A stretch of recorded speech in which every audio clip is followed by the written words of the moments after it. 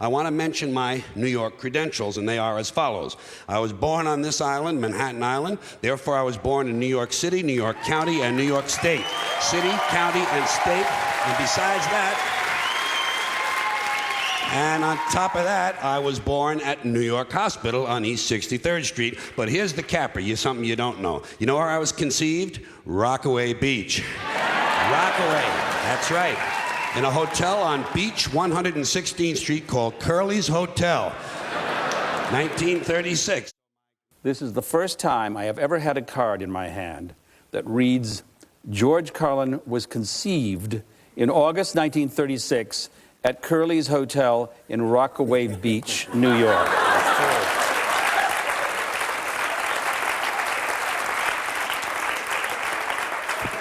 Thank you. Can you confirm that, and if so, how? My mother and father had been separated for 2 years before this moment I'm speaking of, and they ran into each other on the street in New York. And they were very much in love. They just knew it was difficult to live together. And he couldn't metabolize ethanol very successfully, so there was a problem.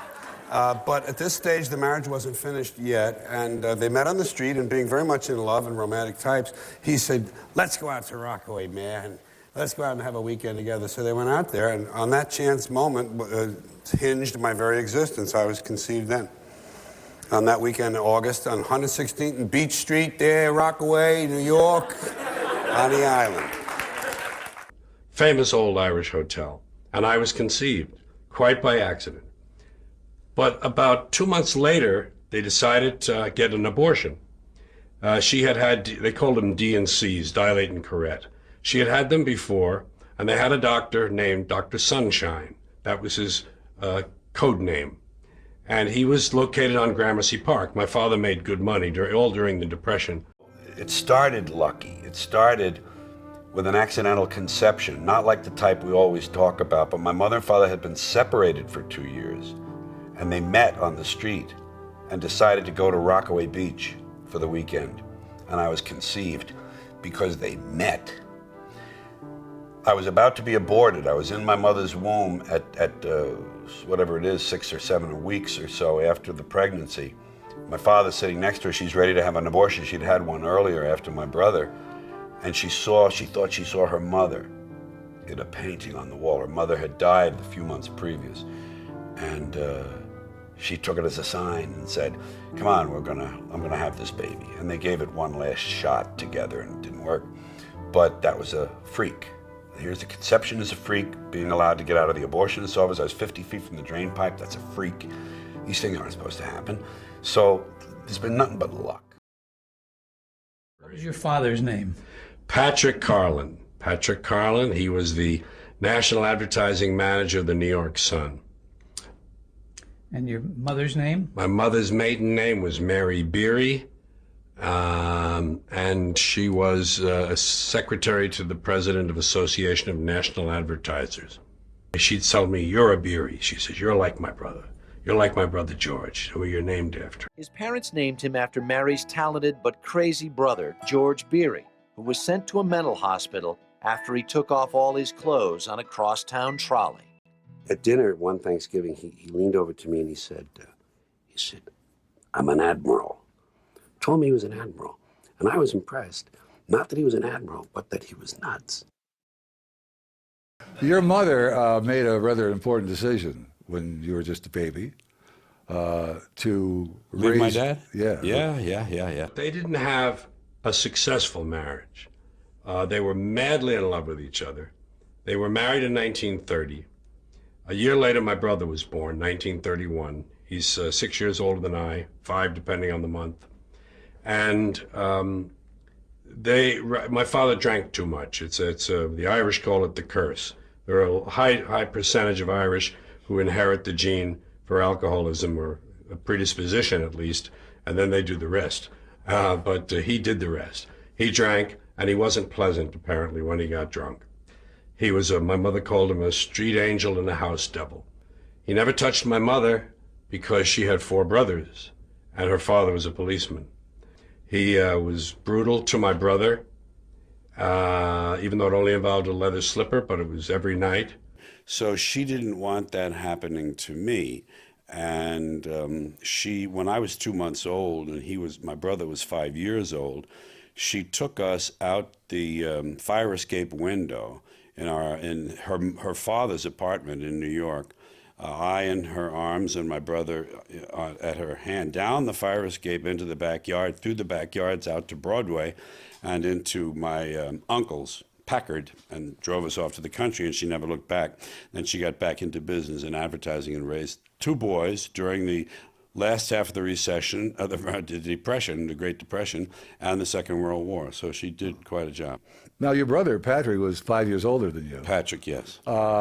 Usually when you have a brother 5 years older, you usually become the punching bag. I know. How did he was too handle busy out getting laid and fighting and drinking. He didn't want to bother with that. He didn't have time for bullying, and it's not in his nature, really. You know what he told me? He said, when you came home from the hospital, and you know about how a young child can react to a new baby in the house. There are kind of certain horror stories you hear about how tough it is for the kid to adjust to that, and sometimes there's hostility. He said, I was so glad when you came home from the hospital. He says, I was so curious about you, and I used to watch you in the crib, you know, and he has a wonderful, wonderful nature, but he inherited, I think, also my father's temper. So he was more of a fighter than I was. In the neighborhood, he was a physical guy, you know, in the bars and on the street corners. But I wasn't really of that type. I was on the road with her. We ran for 4 years. My brother and I and my mother. He was a stalker, and we had to go to places he didn't know how to find us. Finally, we found a place to live, and she said, "This is the first place he doesn't know where we are." So that was 1941, before Pearl Harbor.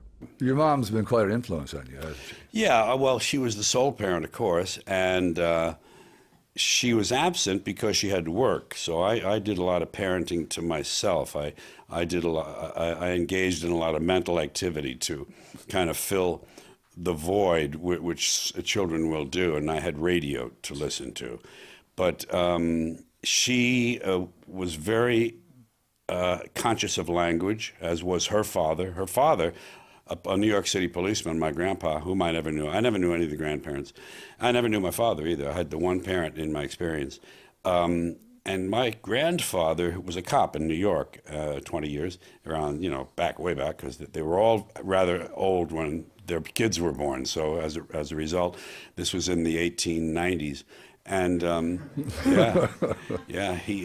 he wrote out, my grandfather wrote out many of the works of Shakespeare longhand during his lifetime because of the joy it gave him. That was the explanation he had. Wow. So that's an indication of the language gene at work, and my mother inherited that. The Irish have that to a great degree. Some do, some don't, but it's kind of a generalization, but it's true. It's an Irish trait, language. And gift of gab. My father had it, my mother had it. So it was natural for me to have that, and then she reinforced it. These things have to be reinforced as well, and she reinforced it in me. They were both very funny. They were both gifted verbally. Both of them could hold the center stage in any room. Each of them could. And my father, of course, used his gift of gab in the sales business, selling advertising space in newspapers. For 3 years in the 1930s, he was the leading ad salesman in the United States by actual measurement of lineage sold. He was an after-dinner speaker. He won the Dale Carnegie Speakers Contest. They had a famous public speaking course, Dale Carnegie, and in I think 1935 or 6, he won the nationwide award over 600 and something other entrants. The finals were at the Waldorf Astoria with 12 finalists. He delivered his speech that night and he won. I have his gavel. They award you a mahogany gavel with a silver band giving your name. I have that. He had a real line of shit. Boy, he could talk your donkey's ear off. He had a line of shit that wouldn't quit. I mean, to be a successful speaker and salesman, he had to. Well, the both of them, each of them was funny. They were very funny people. He was a natural comedian. And people would call in the middle of the night. My mother said they'd be sleeping, and they'd get a call from Chicago. One of his drunk friends out in Chicago, a businessman on a convention, would call up and say, "Listen, Carlin, I've got so-and-so here with me. I want you to tell him that story about the Scotchman." And my father would have to get on the phone at 3 a.m. and do the story to help his salesman buddy. So he was a funny man. She never talked him down, never talked badly about him, except she told me the things he did. I saw the fear in her when the doorbell would ring. She'd tighten up like that until he died, and then that all eased away. But she told me all the good things about him, and she only put the bad things in so that I would have a full picture, and she wasn't vindictive about them. She was just descriptive. Did you ever have the opportunity to make peace with your father? Never met him. No. He got sober with the Friars up in Graymore Friars, just across from West Point. He got sober later, I found out from my half-sisters. And he died. He was sober when he died. But no, I never met him. He used to have visitation when I was an infant, but then that was stopped because he was not paying his alimony. But I would see Danny Kaye, and especially in the group of movies around 1947 when I was 10. And I can see now, if I look back at things that were popular in 1947, that was my critical year. That was the year of my 10th birthday. That was the year that songs were on the hit parade. I've looked back that I know inspired me. Mañana may have been a little bit later, 5th grade, 11 years old, so that's the next year. I sang Mañana at school. Danny Kaye, in 1947, I believe, was Kid from Brooklyn.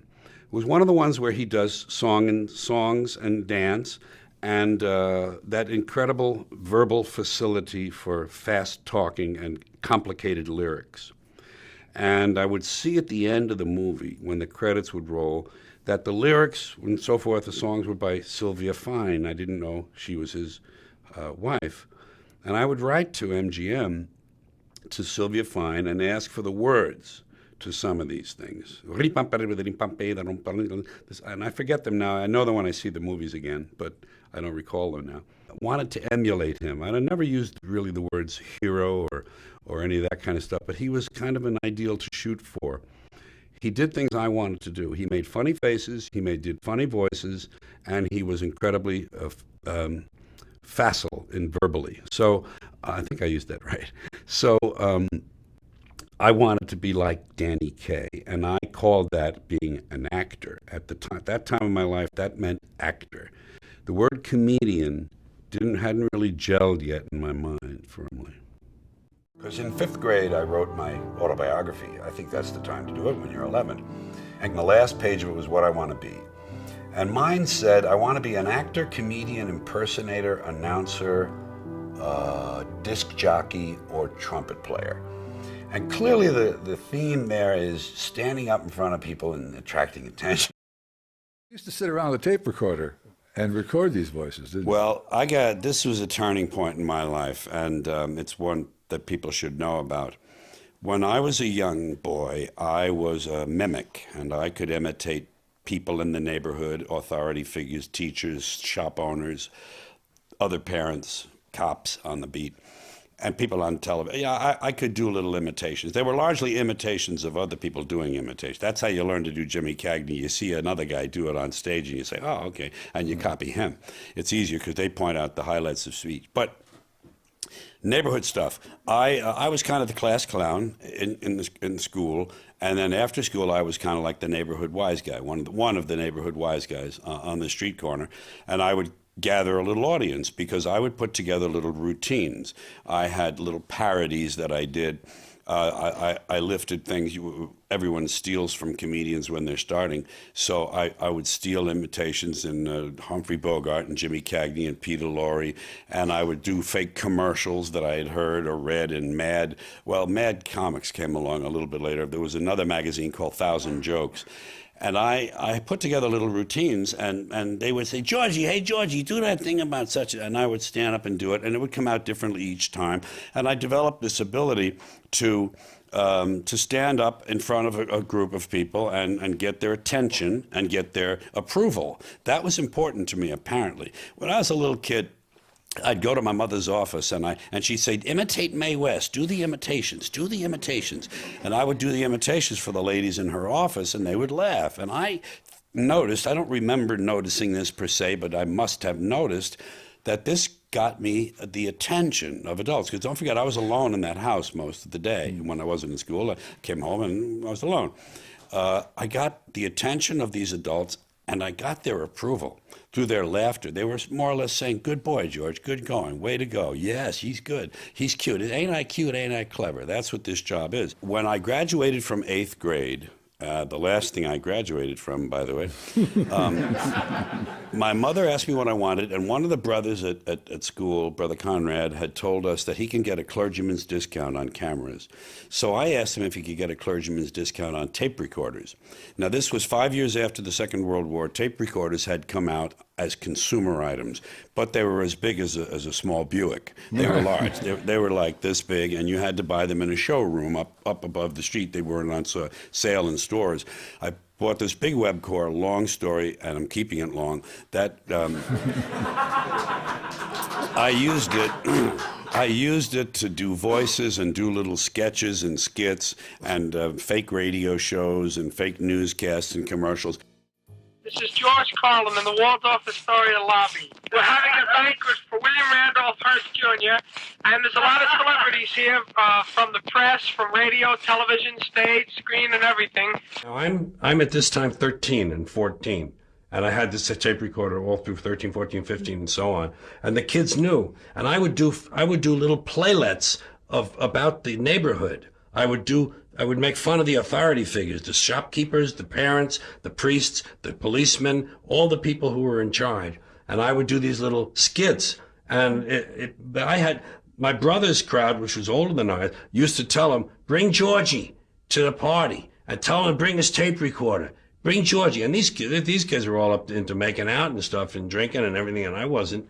And I'd come with the tape recorder and I'd play these things for them. So I was getting fed the whole time I grew up. I was getting reinforced, you can do this, this is good, you're fun, this works. And I used it to more or less train myself for the thing I wanted to do. My mother was very progressive to have bought me that as a graduation present. I mean, she was a far thinker to see that in me and go ahead and foster that and reward that. Even though she didn't want me to follow it, but she knew it was a healthy thing for me to be doing.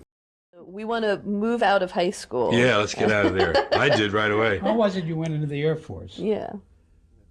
Part of my, I was engaged to a girl. Part of my rebellion against my mother in adolescence was to get engaged when I was about 15. She was 14. And then 16, I'm 16, she's 15. I quit school at 16. That was the legal age for quitting school. I was past 9th grade, but I had to go make believe I was going to school for a year, so I played hooky for a year. And then I got to be 16, I was allowed to quit. And I quit. And I had to wait a year to get in the Air Force. The idea was I would go in the Air Force at 17, because at that time there was a draft. And if you didn't join, you were drafted. But the draft pool was so big in New York, you didn't get drafted till 20 or 21. And that could screw up my plan. So I said, I'll join when I'm 17, get it out of the way. So I did. I joined the Air Force at 17. The plan was stay in there 4 years and get married to Mary Catherine. Have Mary Catherine come down to where I am in the Air Force. We get married. We live off base. And we got our marriage, and I'm in the Air Force. And then after that, I'm going to get out and use the GI Bill to become a disc jockey. But all that changed by circumstance. First of all, we broke up. After I was in the Air Force, we drifted apart. Which was good. And my mother and I were by now at loggerheads. I wanted to get away from that, and I just joined when I was 17. I got her permission to join. I was in the Air Force. I was in Strategic Air Command. I worked at Barksdale Air Force Base, and I was a mechanic on these planes. I was in a very elite maintenance squadron. We had to have the highest IQs going into the Air Force of anyone. And I got out of the maintenance area. Once I got the job in the Air Force, they thought, well, that's pretty good. We got a guy, they were doing kind of public relations for the base, This is good for the Air Force base to have a guy who's being productive and not just knocking up local girls, So So I got out of my career field, as they call it, and because I was not productive in their minds. Luckily, there was a radio station just off base. Yeah. It was in Shreveport, right? Shreveport, Louisiana, which sounds like a kind of a dopey place for this. Actually, it was a very hot radio market. They had 9 radio stations at that time. The way the mechanics of the thing happened, I was in this play, and Joe Monroe was in it, so I said to Joe, hey, Joe, I wonder if I could come down and watch you do your radio show, because I'm going to be a disc jockey when I get out of the Air Force. And that was my first step, being on the wrist. So I didn't bother telling him about comedian and all that. I'm going to be a disc jockey, and I'd like to watch your show and pick up some tips and see how you do it. He said, yeah. He says, come on down. But I read for him, and he liked it well enough that he gave me a job on the spot, starting me at what was 60 cents an hour, which he knew cheap labor when he saw it. 60 cents, but I forgot I was in the Air Force. I was eating free and sleeping free and getting a little money too. So it was fine with me. I would have worked free, obviously. The job was weekends only, Saturday and Sunday, and 5-minute newscast. We had 5 minutes of news every hour, 55 music, 5 minutes of news. Reading the newscast, the ones that were not sponsored. The sustaining newscast. They were was either for the U.S. bonds or join the Navy or some kind of, drive carefully, those kind of things. So I learned the weekends reading those newscasts, how to read on the air and everything. And pretty soon I got a noontime spot where they played nicer music. It wasn't top 40. They played kind of like nice music. Joe was a musician, actually. So that's how it all began for me. This is what it sounded like if you lived in Shreveport. Alex, you want to roll that? The beginning of my show.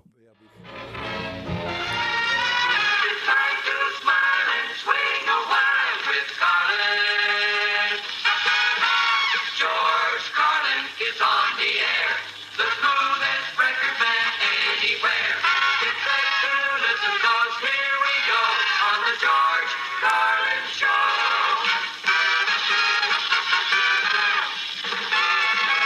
Okay then, Solid, how you doing? Lots of music coming up for you between now and 5:45. Got the brand new Everly Brothers record, and we'll be playing both sides of it for you. In addition to listening to Elvis's latest, came out this week, and we'll get things started with the new one by Chuck Berry. Stick around, good things happening here on 1480 at Carlin's Corner.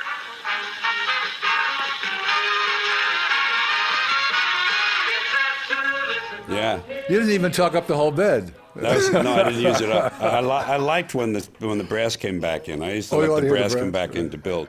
So there you were on the radio. Now, was that the first time that you really got that feeling of not power really, but hey, I'm reaching people that don't know me. I don't know them. Yeah, well, surely. Yeah, I mean, just by definition, of course. And I saved all that time. When I got out of the Air Force, and I got kicked out a year early. I was going to say, you keep saying when I got out of the Air Force, but the fact is, you were kicked out of 3 high schools. That's right. Kicked out of choir, kicked out of summer camp. Altar Boys, summer camp, Altar Boys, and Boy Scouts. And that's called... Yeah, that's Air Force. That's called the hat trick. So it came time, and this is important to hear this. There was a period when Dwight Eisenhower, who is now president, they decided to cut some defense spending. And they decided to cut some military, certain number, 100,000 or something, or whatever, big number. And the Air Force, they said, cut some people out. And they said, in the particular case of the Air Force, they were looking around for people who had... There were 3 criteria. One was, you've been out of your career field for more than 2 years. Well, I had, because I became a DJ and I didn't work at my job. Secondly, been reduced in rank more than twice. Well, I went from no stripes to 1, to none, to 1, to 2, to 1, to 2, to 1, to none, and then they let me go. There you are. And thirdly, does not intend to re-enlist. Perfect. There's no question that my kind of makeup doesn't fit regulation and structure and authority. It never did. I rebelled. I happened to wind up with 3 court-martials. This action is a result of the following. Failing to repair for guard duty at Building 34 on the 14th of June. Driving while intoxicated at 0030 hours, 17th of Feb. Disrespect to air policemen, failure to obey a lawful order by an air policeman, and disobeying a direct order from an officer, June 24th. That was a good June I had. So these people were eligible under an article, regulation called 3916, an honorable a general discharge under honorable conditions. And the colonel told me, that shaky, we called him Colonel Matthews, he said, we're gonna let you go. I said, well, it's just as well, but you can keep the uniform. Air Force and I, at one point, a year early, we looked at each other and we said, it's not working. And they more or less said to me, I'll tell you what we'll do. We'll give you full pay and allowances. You'll get your GI Bill. We will not ask you to do 4 years of reserve time. And he said, and it's something like this, you don't mention that you were here, we won't say anything either. So I have violated that, but it wasn't a sacred oath. I was a disc jockey. I was in Shreveport, Louisiana. I was out of the Air Force, living with a roommate in an apartment building. He worked at one radio station, I worked at another. And he came home one night and said, man, I heard about this guy, Lenny Bruce. And I was a big fan of comedy, and I knew that was my next step. I'll get out of radio, I'll be a comic. And I liked, let's see, that would have been 1950, hold on for me a second here. That would have been 1958 or 9. So some of that ferment had begun, and I guess I knew about some of it, but he said Lenny Bruce, I didn't know anything about Lenny Bruce, and he got the album Interviews of Our Time on Fantasy Records. It was a combination. Henry Jacobs did the album, and Lenny was on it in a few performance pieces. And then there were these other things, like an interview with Sholem Stein, which is a mock academic who talks about the connection between the Wandering Jew and Bahama Mama, which is the mother myth of the Bahamian Indians. It's just wonderful stuff. But the whole album wasn't a Lenny Bruce album, but it kind of was. And I heard things he did, and then came the Sick album, The Sick Humor of Lenny Bruce. I think that was second. And after we got that, and what it did for me was this. It let me know that there was a place to go, to reach for, in terms of honesty in self-expression. And went to Boston. I wanted to be in a big market. It was square peg, round hole time for me. I went to a place I didn't really fit. I was a 20-year-old with rock and roll roots, and I went to a station that played quote-unquote good music and had network affiliation, still had soap operas on radio from NBC. So I didn't quite fit there, but Jack was on that station. Jack Burns was a newsman. He and I roomed together with a third guy and found we had a great comic affinity. And we found we had this ability to improvise.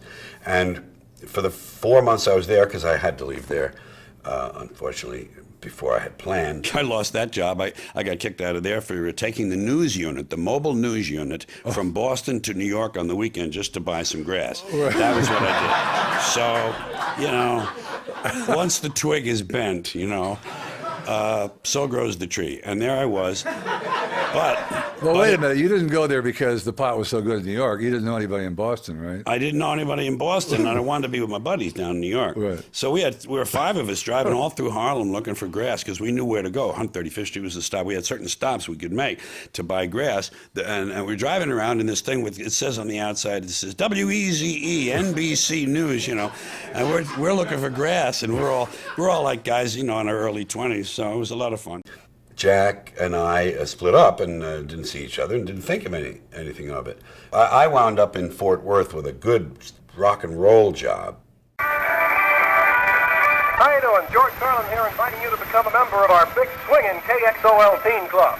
Big contests, big prizes, big fun for you and all of Fort Worth teenagers. Jack showed up there on his way to Hollywood to be a star, and there was a news job just opened up that day, and he took it.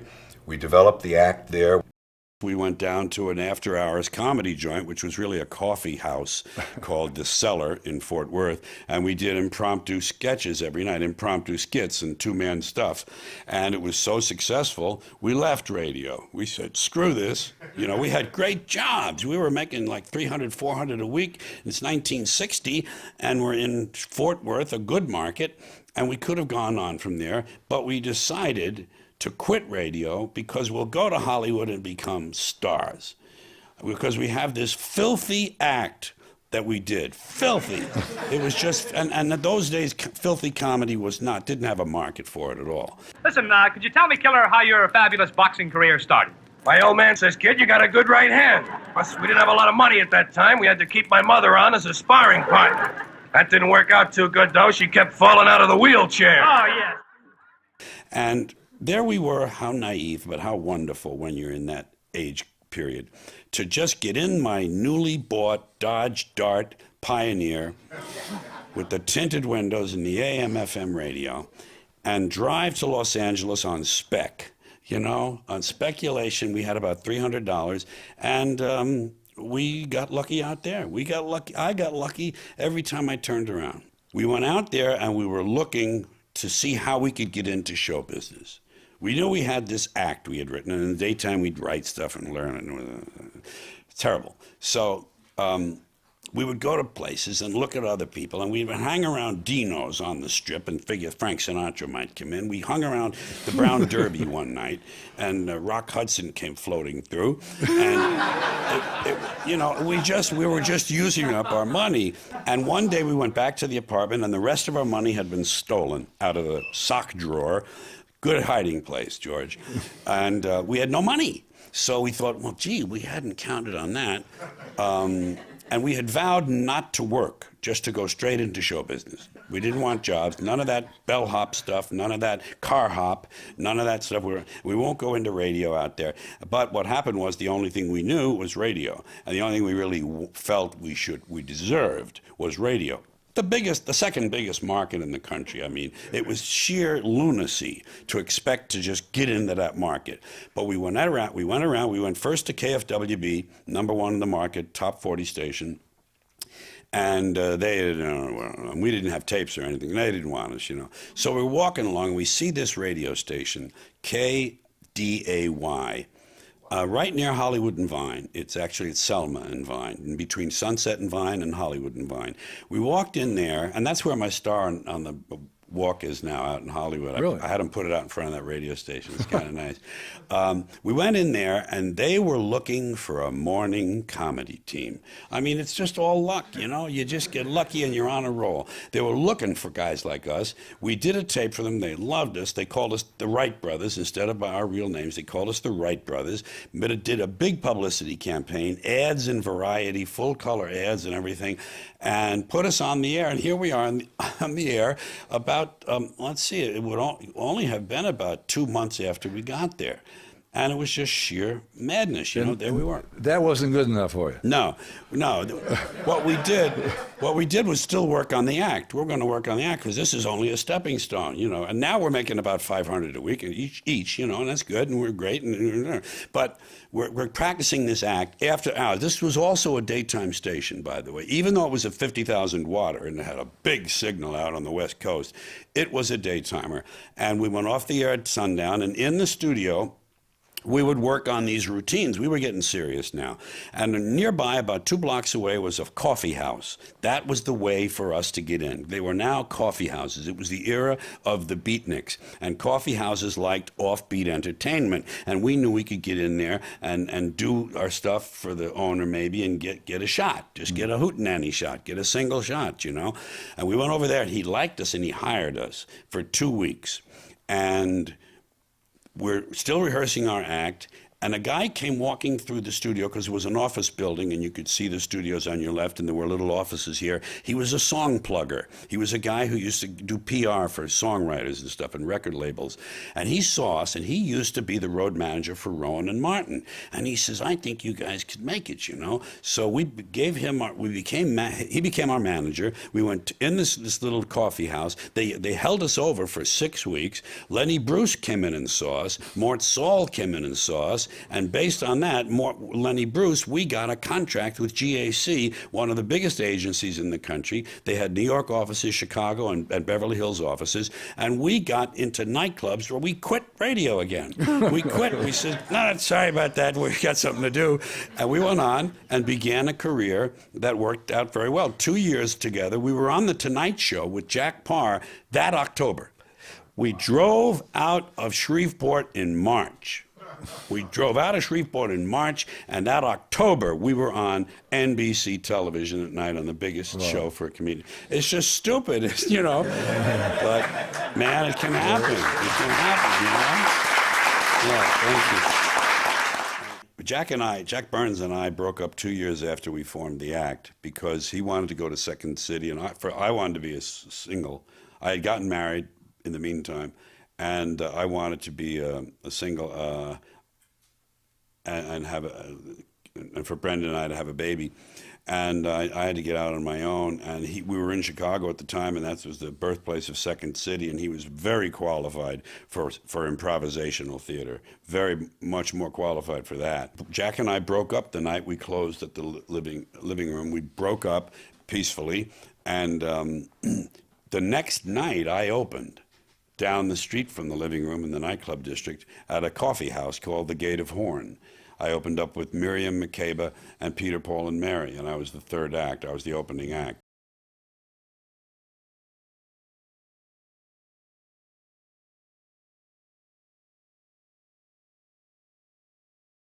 And then suddenly this policeman stood up, and I believe he actually said the words, "Okay, folks, the show is over," which, of course, is a cliche that policemen use just at a killing, you know, in a bar. When the crowd is they want to break up the crowd. Okay, the show's over, the show's over. He actually said it in context. Show's over, ladies and gentlemen.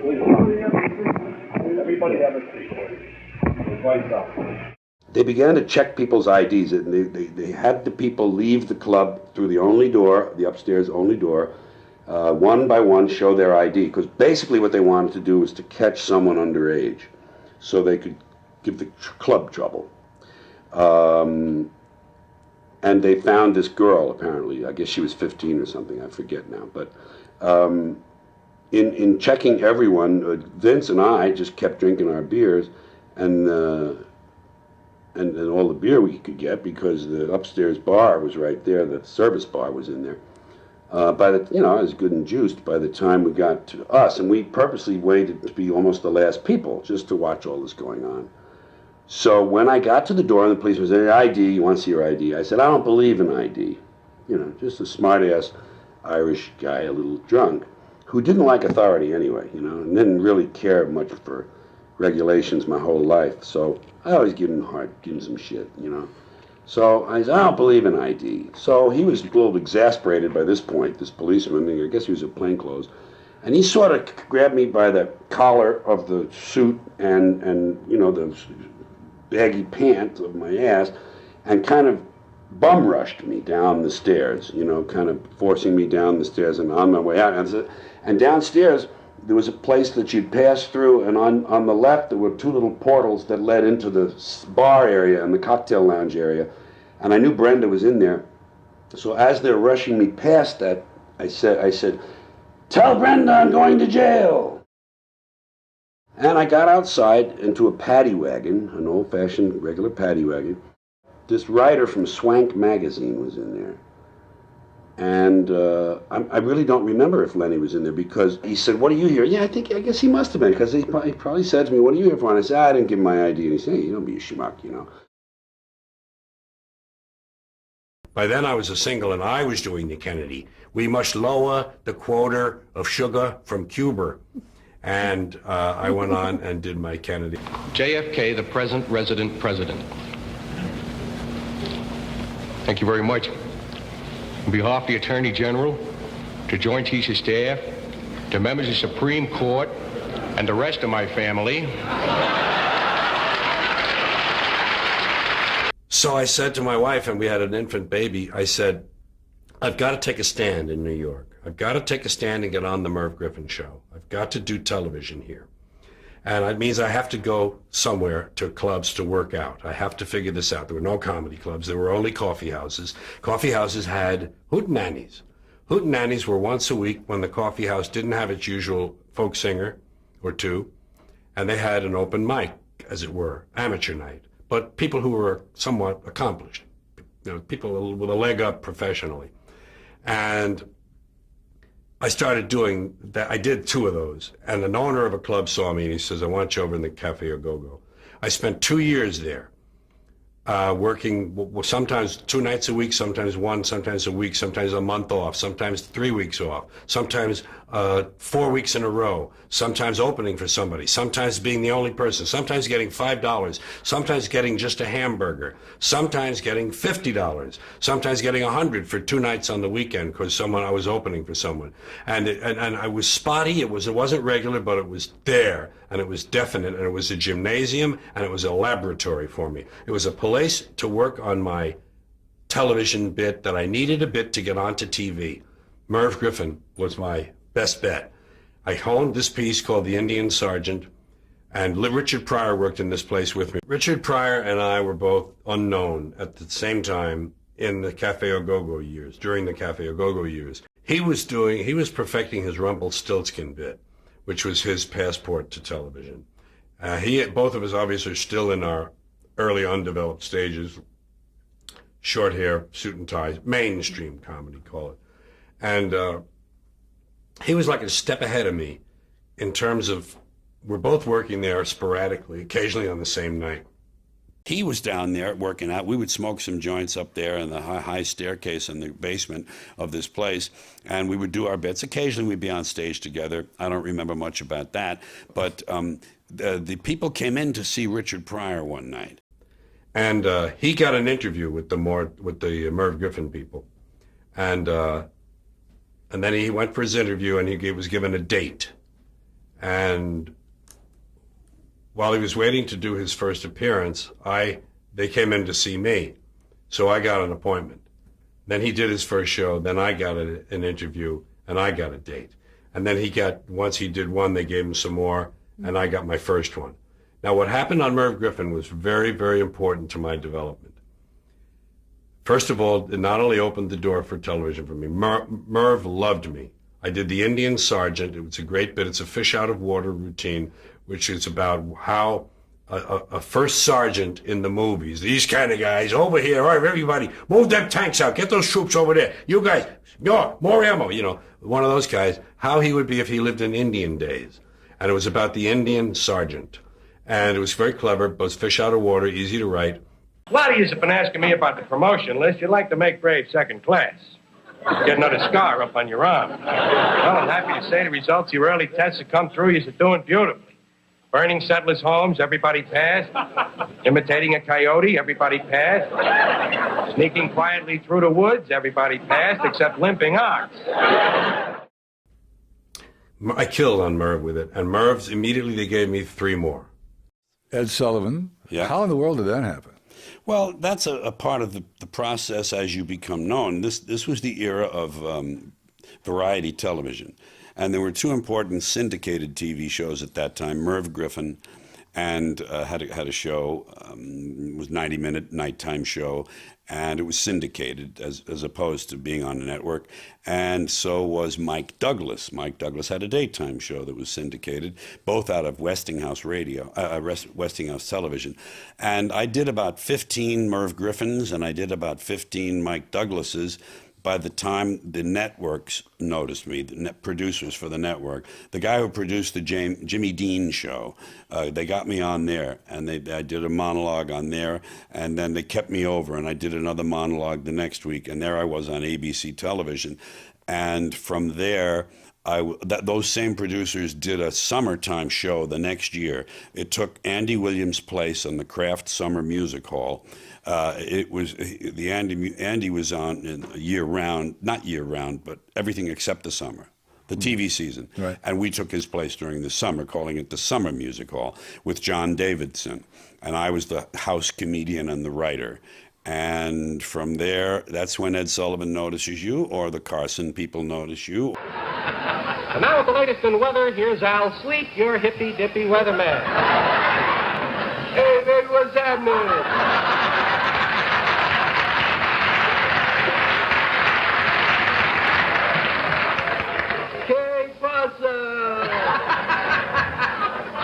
Al Sweet here, and I imagine some of you were a little surprised at the weather over the weekend, especially if you watched my show Friday night, man. I'd like to apologize for the weather, especially to the former residents of Rogers, Oklahoma. them napping. First of all, the pollen count from Long Island Jewish Hospital. 1, 2, 3, 4, 5. Now, if you'll take a look at our weather map, which cats have moved over here, you see that we got a warm front which extends from Natchez to Mobile. From Memphis to St. Joe. Up in the big time.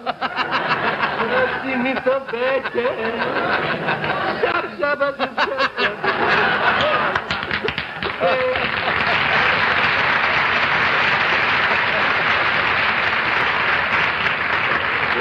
Take a quick look at the radar. I see the radar tonight is picking up a line of thunder showers which extends from a point 9 miles south-southeast of Chester, Pennsylvania, along a line, and 6 miles either side of a line, to a point 8 miles north-northeast of Secaucus, New Jersey. However, the radar is also picking up a squadron of Russian ICBMs, so I wouldn't sweat the thunder showers. Or Hollywood Palace. Folks, it's great to see new comedians come along, because if there's one thing the world can always use, you know, it's a smile. And this young fellow is one of the best. Ladies and gentlemen, George Carlin.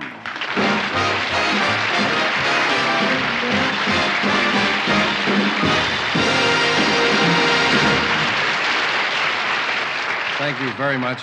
I'm sure that you're aware of the fact that teenagers today are the most powerful group in the country. First of all, there are more of them than ever before, and teenagers are so much better organized today than they ever have been before.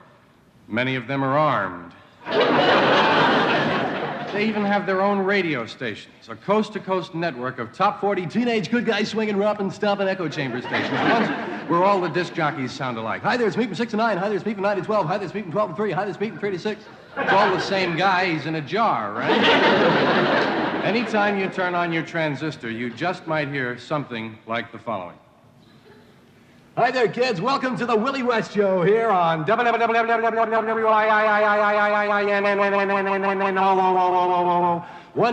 Wino Radio. Wonderful Wino. Yeah, welcome to the Willie West Show here on a wonderful Wednesday with your winter spinner, Weird Willie West. Winging your way with 101 wild and woolly wedges of wax and quasi weggets to play on the radio. Right here on Wonderful Wino. 1750 on your dial, just above the police calls, kids. We got stacks and stacks of wax and wax. We got the pick to click, the ones to watch, the oldies but goodies and newies but gooies. We got the top 700 records here in the land of Wonderful Wino. Wonderful Wino. Here is a bulletin. Russia and the United States are at war. Missiles have been fired by both sides. Washington and Moscow are in flames. Details in 25 minutes, kids, on Action Central News. Here's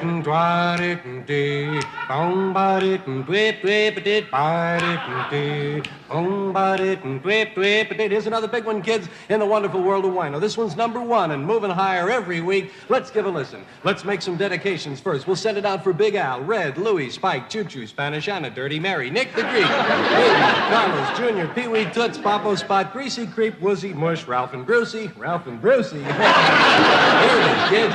It's our pick to make you sick, Jenny.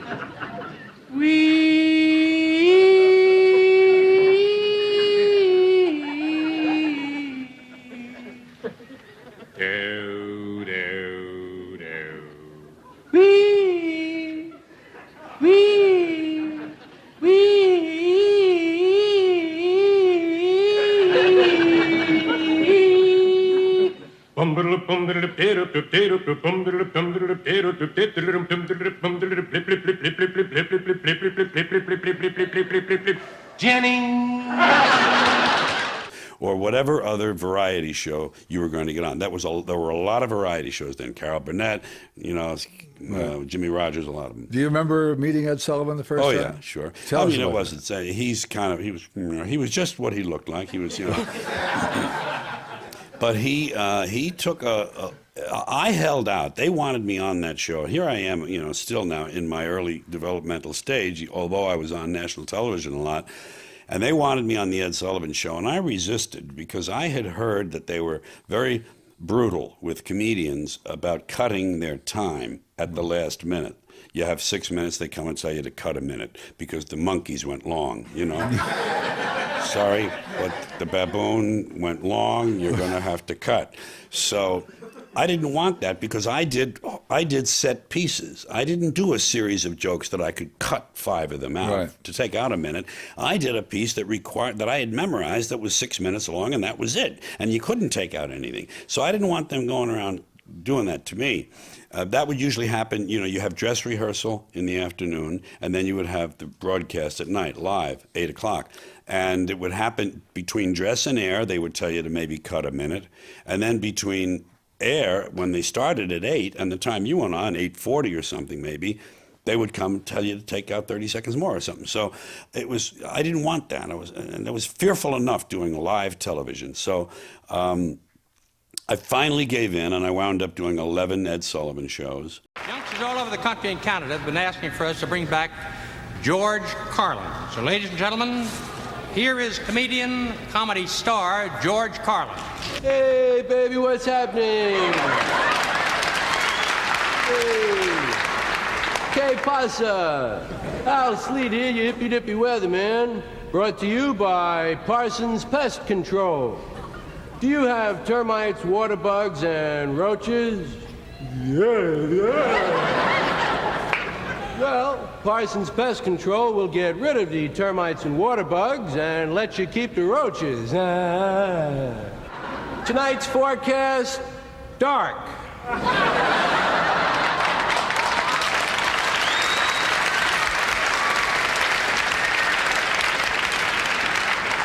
Continued dark tonight, turning to partly light in the morning.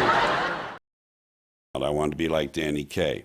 So that was what I was pursuing in show business, and that's where I had come to that point on the road to. I found out in the interim on the way that I wasn't such a great actor, and I wasn't going to be in the movies. But I found out I was a pretty good writer of comedy, and that I could probably do that and figure that out for the rest of my days, and let that be my thing with some movies thrown in. And Steve Allen told me something. I was on there, and he was big with a bowl of fruit, and he always had a bowl of fruit. And I'm eating a plum in between commercials or tape stops. I'm eating a plum. And I said, you know something, Steve? I said, isn't it interesting that the meat of the plum is really sweet, but when you chop down on the skin itself, there's this bitter, sour taste there. He said, that's a poet's thought. I thought, wow. He told me I was a poet. And just I was just expanding. I was just expanding naturally. It wasn't forced. It was organic. It was who I really should have. Yeah, who knew? Who knows before the fact? You don't know that. I mean, there's no place like the counterculture in 1960 for me to identify with. I knew about folk rooms. That's why I went to the folk clubs, to go to the hootenannies. I knew the pot smokers were in the folk rooms. So I had denied that part of myself, and finally it came into full flower. And I never became a really big success until that. I probably had 200 television appearances by that time, and I still wasn't realized as a writer, comedian, as a comedian. By that I mean I hadn't let myself grow into that, and I found out later I was more than just a comedian. In order for me to follow this kind of mainstream dream, I had to play their game. I didn't call it that then. I didn't know these things then. This is how it was happening, and I define it in retrospect. But I had to kind of follow their blueprint, which was, where else are you going to go? You're going to go to television. You're going to get on variety shows. I did things like the Perry Como specials. I did the Jimmy Rogers show. Hey, the way I broke through nationally was in 1966, the summer of 66, I was on a show called Kraft Summer Music Hall with John Davidson. We wore white pants all the time. Guys had striped vests and straw hats and things. I had to sing Winchester Cathedral. This was all very vanilla American.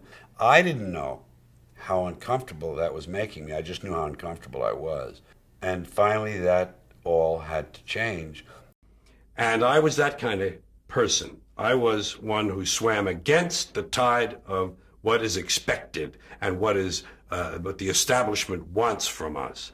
But I didn't know that about myself because this dream blinded me. This dream was about America, about the path that we all follow, the middle of the road, middle class America, mainstream will dream. And meanwhile, I'm sitting there like this, you know, fuck those people. Fuck that shit. Look at this stupid shit. No, I don't want to be in the bunny number. Can I get out of the bunny number, please? I don't want to put on that fucking uniform. You know, and I didn't know this dissonance was inside me. And in the period this is happening, all through the 60s, the counterculture was forming. The free speech movement started in Berkeley. The hippies were growing into a force. And peace, love, power, flower power, pot smoking, anti-authority. See, bing, ding, ding, ding, anti-authority. Throw over the establishment. Burn down the math building? Wow. Ding, ding, ding, ding, ding, ding, ding. So I gravitated toward that because I was that person, really. You've been getting high since you were, what, 14? Yeah, 13. And you were going through, sorry. These things are important. That year does make a big difference. That's right. But here you are, you're 30 years old. The Summer of Love is going on, 67, 66. Yeah. And you made a decision at that point that you were playing to the wrong audience, basically. Yeah. So I got to that period, and I had dropped some mescaline and some acid, as had a lot of my friends, and I hung around with mostly malcontents like myself. And the people I hung around with were that way. The musicians I knew in the late 50s had gone through that transition. Suddenly they looked different, and their music changed. And I'm listening to people like the Buffalo Springfield. And the Beatles, and Bob Dylan, and Joan Baez, and so forth. And I'm thinking, you know, that's starting to dawn on me that I'm not using my ability to further these thoughts and ideas that I agree with. I have thoughts on that too, and I'm not doing that. I'm entertaining these businessmen and shit in these nightclubs, doing people pleaser shit. So I something struck at that time, and it was probably the acid, you know. And I began to take some acid and some mescaline. I didn't overdo it. I had a couple of trips that weren't the best, but I had a lot of great trips. And that is a values-changing drug. Hallucinogens are a value changer. So is marijuana. Like it or not, it changes your values. It opens up windows, doors of perception, Aldous Huxley called them. And you see things differently. And I suddenly was able to see my place and to realize I was in the wrong place. You see, in 1967, the Summer of Love, the peak of the hippie movement, I was 30. I was entertaining people in nightclubs who were 40. And they were at war with their kids who were 20. There was a generation war. I was in the middle of it. I was 30, 20, 40. And I'm going, see, what the fuck am I doing over here? These are the people that will at least understand me and give me a chance. So it took 2 years. I didn't go to the mountain and come back different. I didn't do a Bobby Darin. I didn't do a whatever, those people who just go away and they're back new suddenly. I took 2 years to change, and it happened on television. Happened on daytime television. Happened on syndicated shows like Della Reese, Virginia Graham, and Steve Allen had one of his many incarnations. He had so many great shows. This was one of his syndicated shows in Hollywood. And I went on there. Those shows had 5 shows a week. They needed people. I went on there. My beard was growing and growing, getting longer. My clothes were changing. My attitudes, the things I was allowing out of me were changing. And I talked about my changes on the panel a lot. I used to be this guy, or maybe this guy used to be me. I don't know. We were each other at one time. It wasn't long ago. I liked him, you know. He was really good. He was funny, and I had a lot of fun with him. He did some nice things for me, but it was like there was nothing behind him, you know. He was kind of just superficial, just the surface. It was all characters. I wasn't in there. I found out I wasn't in my own act after a while, and here I'd been doing it for 5 years. It was all characters. It was all other people that I remembered from my life, and composites of people. People like this lady here, Congolia Breckenridge, a marvelous contestant on a quiz show. Pick a door. Oh, let me see. Monty. Oh, how many? What are the doors? 1, 2, and 3. Oh, wow. What was that again? 1, 2, and 3. Okay, 3. Wait, 1. No, hold on. I didn't go yet. So I was working at the Copa, and this stuff is, you know, it's just horrifying. They're just staring at me. So I began to tell them that I didn't belong there. I began to say to them, look at these places, this kind of places. This place went out of style 20 years ago. They just don't know it yet. It says, if Cesar Romero dances past me one more time and I see Dennis Morgan throwing someone out the front door, I'm getting out of here. I said to them, I belong in the colleges. That's where I'm going, and this is where, this will be history for me. And I would lie on the floor and underneath the piano, which was on my, nightclub like that, you're on the same level as the audience. It's not a stage. It's a little dance floor. And I would lie on my back under the piano and read the label under there and describe the underside of the piano. Another time I brought the phone book out and I began to read from the phone book. I wasn't high then. I had already done my psychedelics, months before, but I was really acting out a terrific protest of my own. And I begged them to let me go. I'd say, let me out of the contract. And Jules Podell, this legendary owner, he was over there with his ring. He'd bang on the table when he wasn't pleased with something. And I'd say, bang away, why don't you let me? They wouldn't let me out of the contract because they knew they'd have to pay me off. So the last night, during the second show, they just slowly faded my lights in the middle of my act and slowly faded my microphone. And I said whatever the white equivalent of free at last is, free at last. And I was okay. That was a big one. I still had other things to do. I had other contracts to fulfill. I had that. I had an incident at the Playboy Club in Wisconsin. And then I had the Frontier Hotel in Las Vegas, which was the final thing. Howard Hughes owned the hotel. Howard Hughes Invitational Golf Tournament. These assholes were there. These drinking golfers, two very bad categories, and they weren't pleased with me saying the word shit. The way I said it was very clever. I said, I don't say shit, folks. Buddy Hackett says shit down the street. Red Fox says shit. I don't say it. I'll smoke a little of it, but I'm not going to say it. And pretty soon there's this and that, and I told them, I said, you're a bunch of fucking assholes. I said, a bunch of businessman assholes. You don't know shit. No, whatever I said, something like that. And I left, and that was it. That broke the back of the whole thing. That was the final point when I was able to say, I'm going to the colleges and the coffee houses. And I told my wife, I said, if all I ever do the rest of my life is fill coffee houses every weekend, Thursday, Friday, Saturday, and Sunday, I'll be happy. It's all I want to do. I'll do that. When I told her, when I got fired from Las Vegas and I was making about $12,500 a week at that time, which was unheard of for me. I didn't make it anywhere else, right. But I made it there. Good. Yes, and it was good, and it went away. And I told her, I said, I've got to go to the colleges. That was my shorthand. And she said that you decided to talk about what was really on your mind. Yeah, to do more personal comedy, whether it had a social ring to it or it was just autobiographical about being a Catholic kid. Right. It was realer than doing a hippy dippy weatherman and doing Wonderful Wino. And you got fired. I got fired for saying shit in a town where they play craps. Okay, but I got fired and I said to her, I got to go to the colleges, which was shorthand for I got to be myself, and that's where the audiences are, coffee houses and colleges. Right. And you know what she said to me? She said, I'll make up the press kit, which is just what you need, man. That's great. So that's when that took place. It was a wonderful pivot.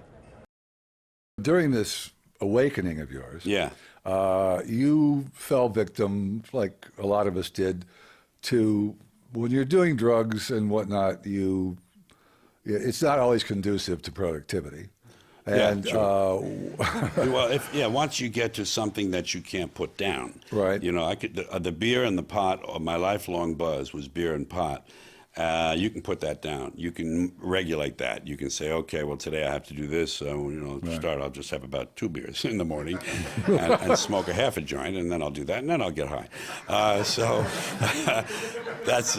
But when you get to things like cocaine or any of the other ones we all know, and you get to the addictive drugs, it's a different story. And that's what happened in the early 70s, once I had started my record career.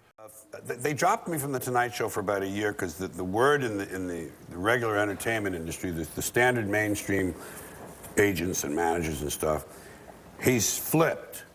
He's had too many drugs, he's flipped. He's wearing tie-dye shirts, he's cursing, he's talking. The guy's flipped. One of the fallout things that happened as a result was Carson.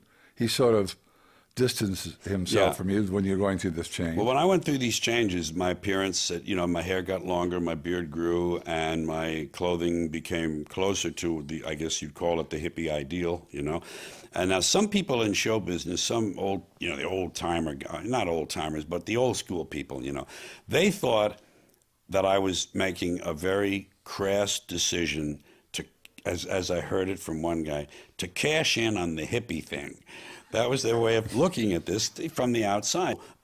These people had never had that, so they couldn't see that there might be some integrity in what was happening to me. And they thought, well, he's just trying to cash in. Don't worry about it. They'll see through him, and he'll. And by the time 2 years was up, I was there. But in the meantime, regular show business, which I cared very, little about, but Johnny Carson was important. That was another platform that I wanted to show my kind of like new self. And they got afraid when they heard about it because they thought, oh, he's on the acid. He's on the acid, and they don't know what you're going to do. And I came in to see Johnny one time, and what happened was my wife she had written a press kit that was very kind of telling about my new change, my new direction, what I wanted to do. And I was going to handle myself and just kind of be my own manager. And the press kit, I wrote a very funny thing about why I wanted to go to the colleges. I want to go to the colleges because you can steal lab equipment and stuff. And it was just a very bizarre letter. And I signed it with my left hand like a 2-year-old, And so they saw this at Carson and they thought, this guy's fucking nuts, And they dropped me. I had already done probably 10 or 15 Johnny Carsons, maybe more than that. And they dropped me. And it was a year before they could see this other new self take hold, get some credibility by virtue of the fact that I was working in coffee houses and filling them. And then I did concerts and I filled them. And then they said, oh, okay. And they let me back on. But you got all coked up and ran into Johnny's dressing room? I asked to see Johnny in his office. Oh. I asked to come over because I wanted to present my case. But I was full of coke and I was real speedy, I was getting my teeth and probably my legs were going like this, and everything. I don't know. And I had a tie-dye shirt that was really garish and bizarre looking, And that just confirmed what they thought. They thought, oh, fucking Christ, look at this, So I had to fight my way out of that by being accepted in the place I said I would be, which was, younger, I'll call it a more youth-oriented culture, So I finally got back in good graces after a couple of big selling albums. They do understand when you're successful at the cash register, don't they? Oh, he's selling albums. Well, I guess it's different. I guess it's okay. So suddenly I was hosting the Tonight Show in Johnny's absences. Well, Johnny obviously knows talent because you ended up coming back and hosting. You filled in as guest host how many times? I don't know. It must have been 20 times I guest host. I've done 140 of those shows, counting Jay Leno, starting with Jack Parr. Did you enjoy co-hosting, or was that too straight for you? No, it was. I enjoyed the status that it gave me, and the exposure to talk about whatever other things I wanted to talk about. But it wasn't coming. And I was loaded on coke on a lot of those shows that I co-host. I did one show when I was loaded, and David Carradine was one of the guests. All right. I believe he was on acid that night. I only just say I believe that. I've never asked him. He came out in one of these, he was in that kind of Far Eastern, that period. Kung Fu thing. Yeah, well, this was more like Far Eastern. It was kind of a diaphanous, sort of a flowing white garment, and he came out and he was sitting there on the couch with his legs in the crossed position up on the couch. And I could swear to this day that each time I asked him a question, that he was answering the next one. Yeah. That's how fucked up I was. Speaking of being coked up, the very first Saturday Night Live, you were the host. Coked all week. And did they have to bang on your door and get you to come to rehearsal? They say they did. It's been said to me. I believe it because you do get, you do lock all the good bolts and things and shit when you're getting real paranoid, I had great coke too, and I did it all week, and And I didn't like what I did on the show, and I was afraid to do sketches. I didn't want to. I told Lorne the first day, I said, don't put me in sketches. I'm not good at that.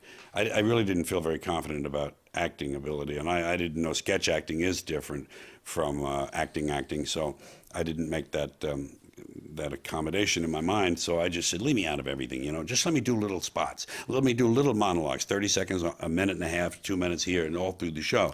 And that's what they did for me. They left me out of the sketches. But I can see myself. I can see myself grinding my teeth on that first broadcast. If you ever see the DVD, watch for the guy grinding his teeth and catching his breath. You know, kind of like, you know. How much coke were you using during that period? I guess I must have gone through 6 or 7 grams a day sometimes, and it was a thing where the fun was in doing this, and you know, the act. There was a ritual to it. There was a ritualism, chopping it up with the razor blade and stuff, and getting it all into the little brown bottle, and keeping one in here, and then having a second one over, because when this runs out, you want to know where that one is. But you would lose track of it. It was just, it was brutal, horrendous, and a lot of fun. People who deal in content that's on the edge, as you do, oftentimes live a life that's similarly on an edge. Mm-hmm. And a lot of those people go off the rails. Yeah. And we lose them and their talent. And you've been able to not do that and been able to pull it back in and... Another luck stroke. You know, you got to have luck in this world. Part of it's your genetic makeup, that's luck. And then what you do with it is also partly genetic, because hard work is genetic. The desire to do hard work, the willingness to work hard and be determined and not be turned aside, that's all genetic too. It can be altered and a little reinforced, but some of the people who had so much edgy promise, they died young. I mean, Lenny Bruce, Sam Kinison, Andy Kaufman in his way, sure. Freddie Prinze, John Belushi, Bill Hicks. Right. And it's just, I don't know, of course, Bill had a natural disorder of his own. I think so did Andy, but it's not always behavior, but sometimes it's just genetic. But it's just that I think there's a degree of luck and intellect involved in giving up things that hurt you. The drug and alcohol thing, it seems to me, comes down to this. Drugs and these things are wonderful. They're wonderful when you try them first. They're not around for all these millennia for no reason. First time, mostly pleasure, very little pain, maybe a hangover. And as you increase and keep using whatever it is, the pleasure part decreases and the pain part, the price you pay, increases until the balance is completely the other way and it's almost all pain and there's hardly any pleasure. At that point, you would hope, then the intellect says, oh, this doesn't work anymore. I'm going to die and I'll do something. But you need people around you who can help you, and you need something to live for. You have to have something to look forward to bring you out of it. You know, there are a lot of people who don't have a lot to live for, and they're sort of stuck inside. Was there ever any fear that by giving up the drugs, you lose a bit of the genius by giving up the wild lifestyle, sanity being the enemy? Well, that has been a canard for a long time, that most of this creativity comes from being wacky. And I'm sure there's a lot of truth in that, as far as just being plain old wacky. Where the drugs are concerned and alcohol, they do seem to open a window for you. They do seem to broaden the vistas at first. The thing you have to do is learn when, you know, it's like all these great writers who became drinkers. You have to sort of, like, I find with pot, I'm not a big drug user anymore, but I have always a joint somewhere near me. I don't, might be hidden. And what I do, and I hardly touch it maybe once a month, that would be frequent for me.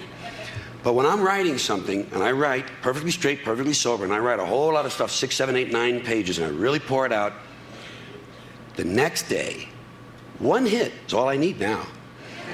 One hit, and it's punch-up time. Time to get this thing going. And you do find, with that sort of judicious use, I find there's some value in it. But most of the things we use don't let you leave them alone. They don't. Pot does, thank goodness for that. My act didn't have anything in it that I really had to curtail or change. it would have been more content than words. I didn't use any objectionable language so much as, I'll give you an example on Sullivan. You did the hair poem, the one that Sullivan shot. Toward the end of the show. Yeah, the hair poem. I'm aware some stare at my hair. In fact, to be fair, some really despair of my hair. But I don't care, because they're not aware, nor are they debonair. In fact, they're just square. They see hair down to there, say beware, and go off on a tear. I say no fair. And the thing about the America ecology. Beautiful. Yeah. I was surprised. Did they give you any flack about that? I mean, did you have to review that? No, it was by then. By then, I had my beard and I had begun to grow my hair, and I had stopped wearing a jacket. It was more of a vest look. You know, it wasn't kind of like street clothes. They were a little nicer, but they were nonetheless a shirt and a vest. You know, and. At that point, they had, you know, he always accommodated. They always accommodated the change. Elvis Presley was on there, and the Beatles, and the Stones, and they always, you know, they still did an opera singer. They still did people juggling plates. Topo Gigio. But what I did was, you know, they told me I had a choice between two jokes. At dress rehearsal, I did, among other jokes, I did two jokes that were topical, and one of them was about Governor George Wallace of Alabama, who was running for president and was a racist and a segregationist. And he had a favorite saying. He would always talk about the liberals by referring to the pointy-headed intellectuals. He called them pointy-headed intellectuals up there in Washington. You know, he was a populist. He appealed to a populist kind of a racist thing. So he called them, and I said in this routine, I said, talking about George Wallace, I said, you talk about pointy heads. Have you ever seen the sheets those people put over their heads? So that was one joke. That was one joke in the monologue. Another joke in the monologue was about Muhammad Ali. Muhammad Ali was the champ at that time. His name was still Cassius Clay. And he was the champion of the world. And they took away his championship because he wouldn't go to Vietnam. He refused to go. And he was, of course, right to do that, I think. Now, what I said about it was this. And the big fight is coming up. Ali and Frazier, Muhammad Ali. I call him Muhammad Ali because that's what he wants. Oh, yeah, he's a big dude and he hits hard, you know. I'll call him what he wants. But it's good that he's being allowed to work again. As you know, he couldn't work for 3 years. Of course, he had a strange job beating people up. But that was his, you know, his right. He could have that job. Government wanted him to change jobs. Government wanted him to kill people.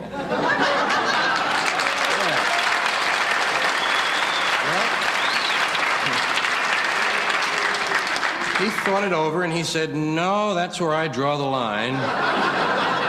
I'll beat him up, but I don't want to kill him. And the government told him, well, if you won't kill him, we won't let you beat him up.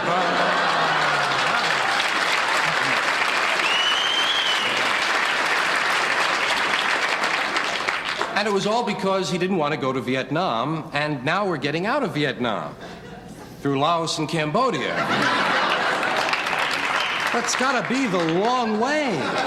You got to go through China and Russia to get out that way. What are we going to tell them? We'll only be here a short time. We're just looking for a trail. Well, maybe they'll go for it. I don't know. Of course, we're only there in Southeast Asia for one reason, to free the people so they can have industry. Isn't that what we do everywhere, I think? We kind of free people and then lay a little industry on them so they can have all the benefits of industry that we have.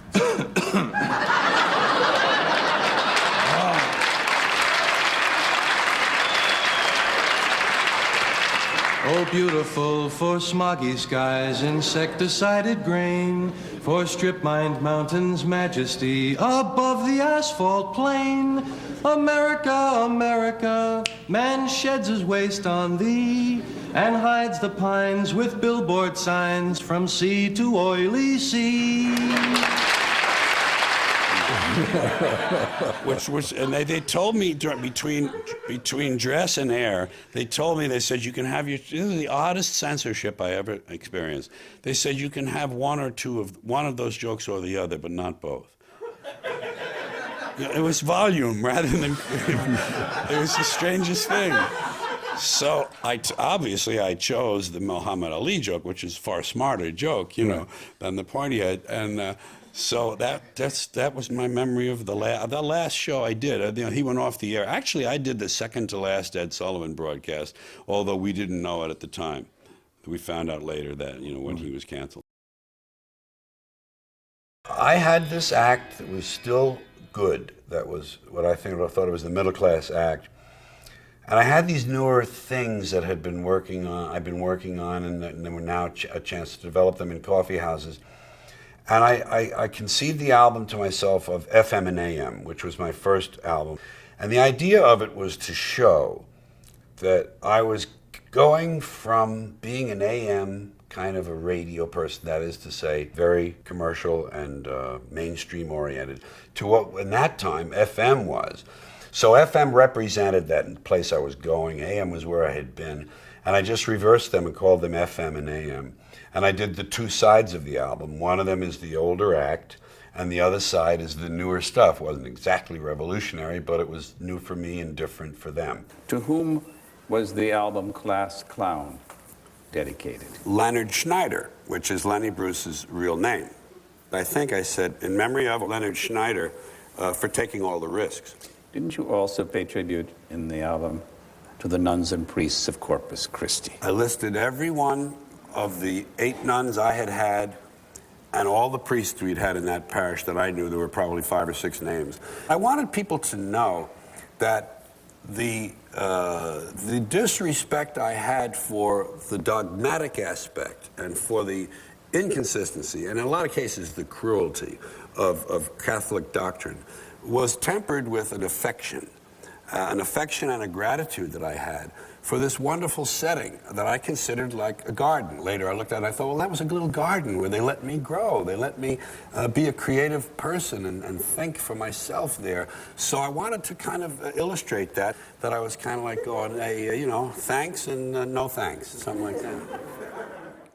The second one, Class Clown, came out in '73, which was the one that had 7 words you can never say on television on it. The third one came out a year later. That was Occupation Fool. That's the one that had filthy words on it, which became the Supreme Court case. The first 4 albums all became gold, and that was my golden breakthrough. That was that was my second heat, because I had been through these other pretty nice exposure in the 60s there with Burns, and then by myself and the Perico and all that stuff. And now here comes this third wave, or another surge of exposure on a big scale. And this was the one that counted and meant the most and lasted, that led the rest of the way, because it was true. It was about the real, whatever the heck this is, artist, entertainer, whatever. That person was being represented correctly and accurately for the first time. Good evening. I'm Shana Alexander. Home Box Office has asked me to introduce tonight's On Location featuring George Carlin. Tonight you will see a performance usually seen only if you can get to the nightclubs, college campuses, and theaters where George Carlin is a constant sellout. A portion of Mr. Carlin's performance needs special introduction, at least for television. His target is language, how we use it and abuse it. Some would simply say that tonight's language is very strong. Others would say it goes beyond this and would find it vulgar. Aristophanes, Chaucer, and Shakespeare were vulgar too at times. Home Box Office is proud to present this very important performer, but we respect your decision about whether you want to see the program. It contains language you hear every day on the street, though rarely on TV. For those of you who already know George Carlin, you're in for a special evening. For those of you who want to know George Carlin, I'm glad to be here to introduce you. And now, George Carlin On Location. Word thoughts, but screw 'em. I thought of most of them anyway.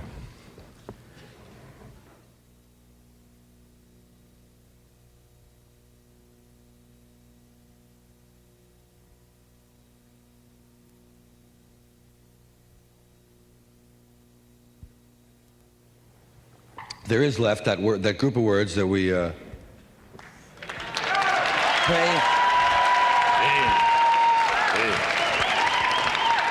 they're your words, gang, and I praise them too, because they are sort of fun, just as a hobby, if nothing else. These words are only, let's call them this. They're the words that we can't say all the time. I find that to be about the most comfortable umbrella, you know? They're just words that we can say all the time. Sometimes, yes, sometimes. But not all the time. My trouble was I wanted a list. I didn't think it was asking much. Here are these words I'm not supposed to say. Let's have a look at them. I'll be glad to avoid them if I could just see them and know what they are. You gotta say them to find out what they are, man. Shit!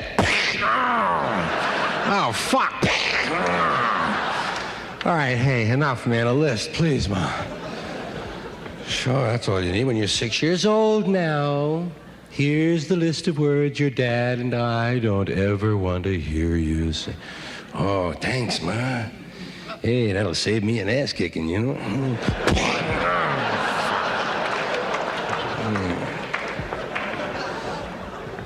There's no list.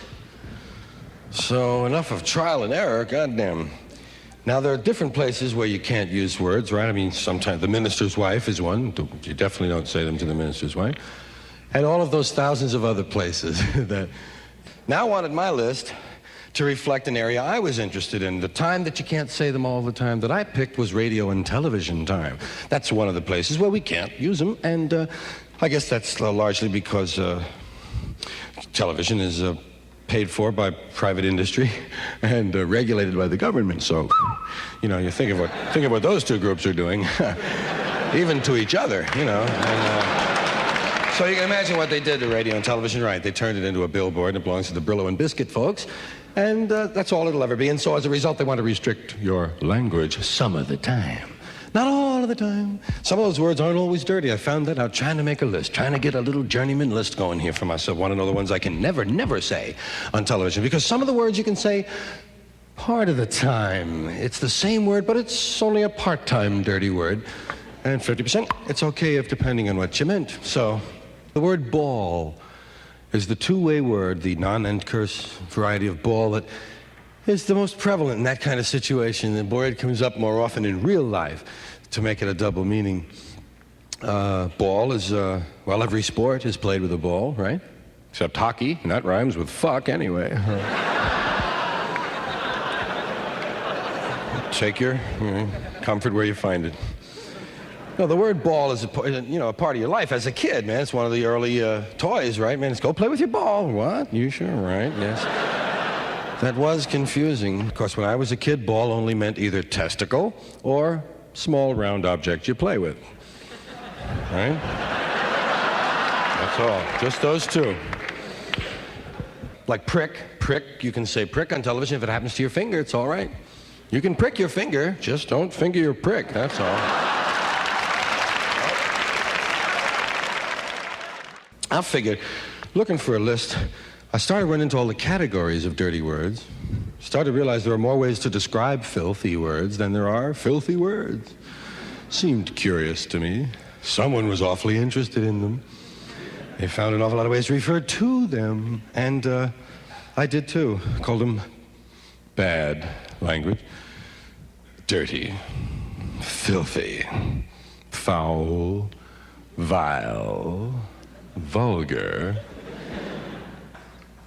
coarse, unseemly, in poor taste, street language, locker room talk, gutter talk, barracks language, naughty, saucy, bawdy, raunchy, rude, lewd, lascivious, indecent, profane, obscene, blue, off-color, risque, suggestive, cursing, cussing, swearing. All I could think of was shit, piss, fuck, cunt, cocksucker, motherfucker, and tits, man.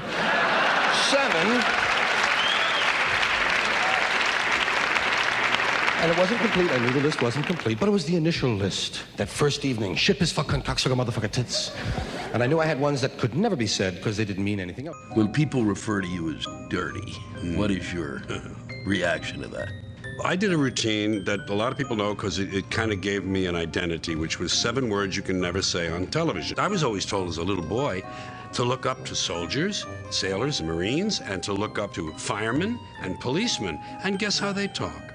So apparently these words haven't corrupted them morally, and they're not dirty. There's no way for a word to have any kind of those characteristics. The words can't hurt you. That was always these words are not harmful. It all grows out of religion. It all grows out of fear, shame, and guilt about our bodies that is given to us by this superstition that a lot of people believe. It was an honest analysis from my standpoint of the inconsistency of our standards, and as reflected in language about the body, the body's functions, especially as it pertains to sex. Religion has crippled people because it's given them shame and guilt about their bodies and fear. And this is expressed in these taboos that we have, including language taboos. And I just thought it was fascinating that we have these, I was able to isolate the 7 that had no other saving meanings to them, such as balls has another meaning to it, pussy has another meaning, and I tried to explain that in the routine. But these words, shit, piss, fuck, cunt, cocksucker, motherfucker, and tits, they are what they are. They don't have additional secondary meanings. And so I wanted to, that interested me. So I thought, wow, what do you know? Well, I'll just isolate them. And it happened that I was able to arrange them in an order where they had this wonderful euphonious sort of shit, piss, fuck, cunt, cocksucker, motherfucker, tits to them. And I exploited that. And it was a way of, I guess, doing a lot of things. I don't know. I didn't sit down and have conscious motives, except this will be fun to do. This is interesting. I do this well. And this sort of needs to be said, not because society needs it, but because I need to hear someone say this, and I'll be the one. Piss. Interesting development. Piss is now okay on television if you're pissed off, but not if you're pissed on. In other words, if you change the preposition, you get in trouble. It's all right for me to say to you, why are you pissed off at me? But you can't say, because you pissed on me. You can't say that. So it's just a preposition. The word's the same. So anytime there's inconsistency, anytime there's inconsistency that leads to hypocrisy, inconsistency is just a wonderful thing to catch, to say, wait a minute, I gotcha. You said this and then you said that, and they don't go together, So that's what I love, is that gotcha moment when you catch the culture with its pants down, and you say, okay, now I got to dress this up. Now I got to find a way to give this to them, and that comes easy. That's the easy part. A radio station in New York played it. A listener-supported station, therefore no commercials. WBAI played that entire cut in the afternoon on a show called Lunch Pail, and they warned the audience. They said, this show today is about language taboos and some of the inconsistencies and so forth, and we're going to play something for you. If you're not ready for that sort of thing, don't like that, think you won't like it, please don't listen, turn your radios off now. A professional moralist was driving around with his teenage son in the car, someone from a thing, I think it was called Morals in Media. If not, it was something very much like that. He heard it, listened to the whole thing. Apparently he and the son were not morally affected by it. And in a market in New York with car radios included that probably numbered 25 or 30 million radios, this was the only complaint the FCC received. And for whatever their reasons were, they just sanctioned the station, $100 fine and a little mark against your record when you come up for renewal. The station refused the sanctioning and decided to fight the FCC. That's really what happened. And they won their case in district court. It went to whatever levels first, and then to district court, which is the Court of Appeals in D.C. It's a 3-judge court, and they won that case. The radio station won 2-1. So the FCC was overturned.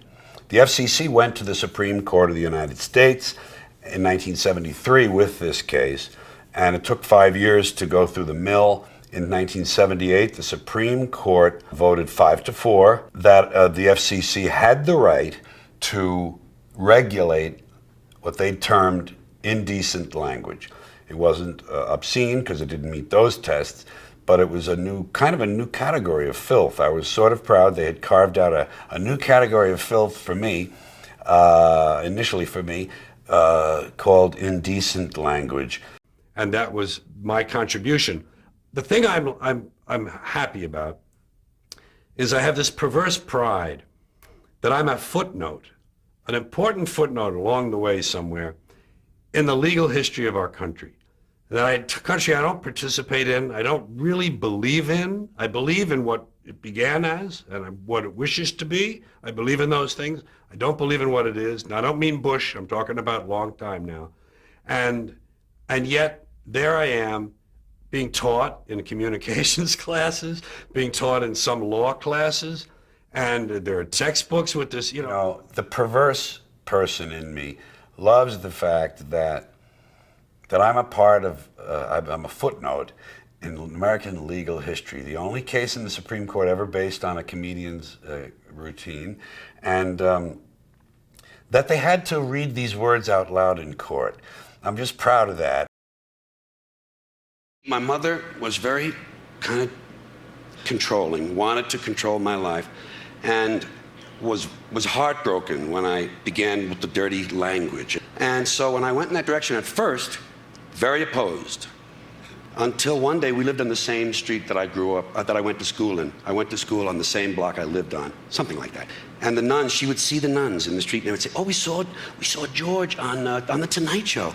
And she, being a bit of an actress, she would say, "Oh, it's the awful language, sister, the awful language." And one of them said to her, No, you don't understand. He's using it for other purposes. He's not just doing it for that. It's kind of like part of what he does. Don't you understand? It's this and that and so forth. So she said, oh. And from that day on, she was okay with it because the church had approved it. A couple of years ago, I hadn't seen him with the beard, nor the long hair. No, not a word did I know. And he suddenly appeared in my home. And there he stood.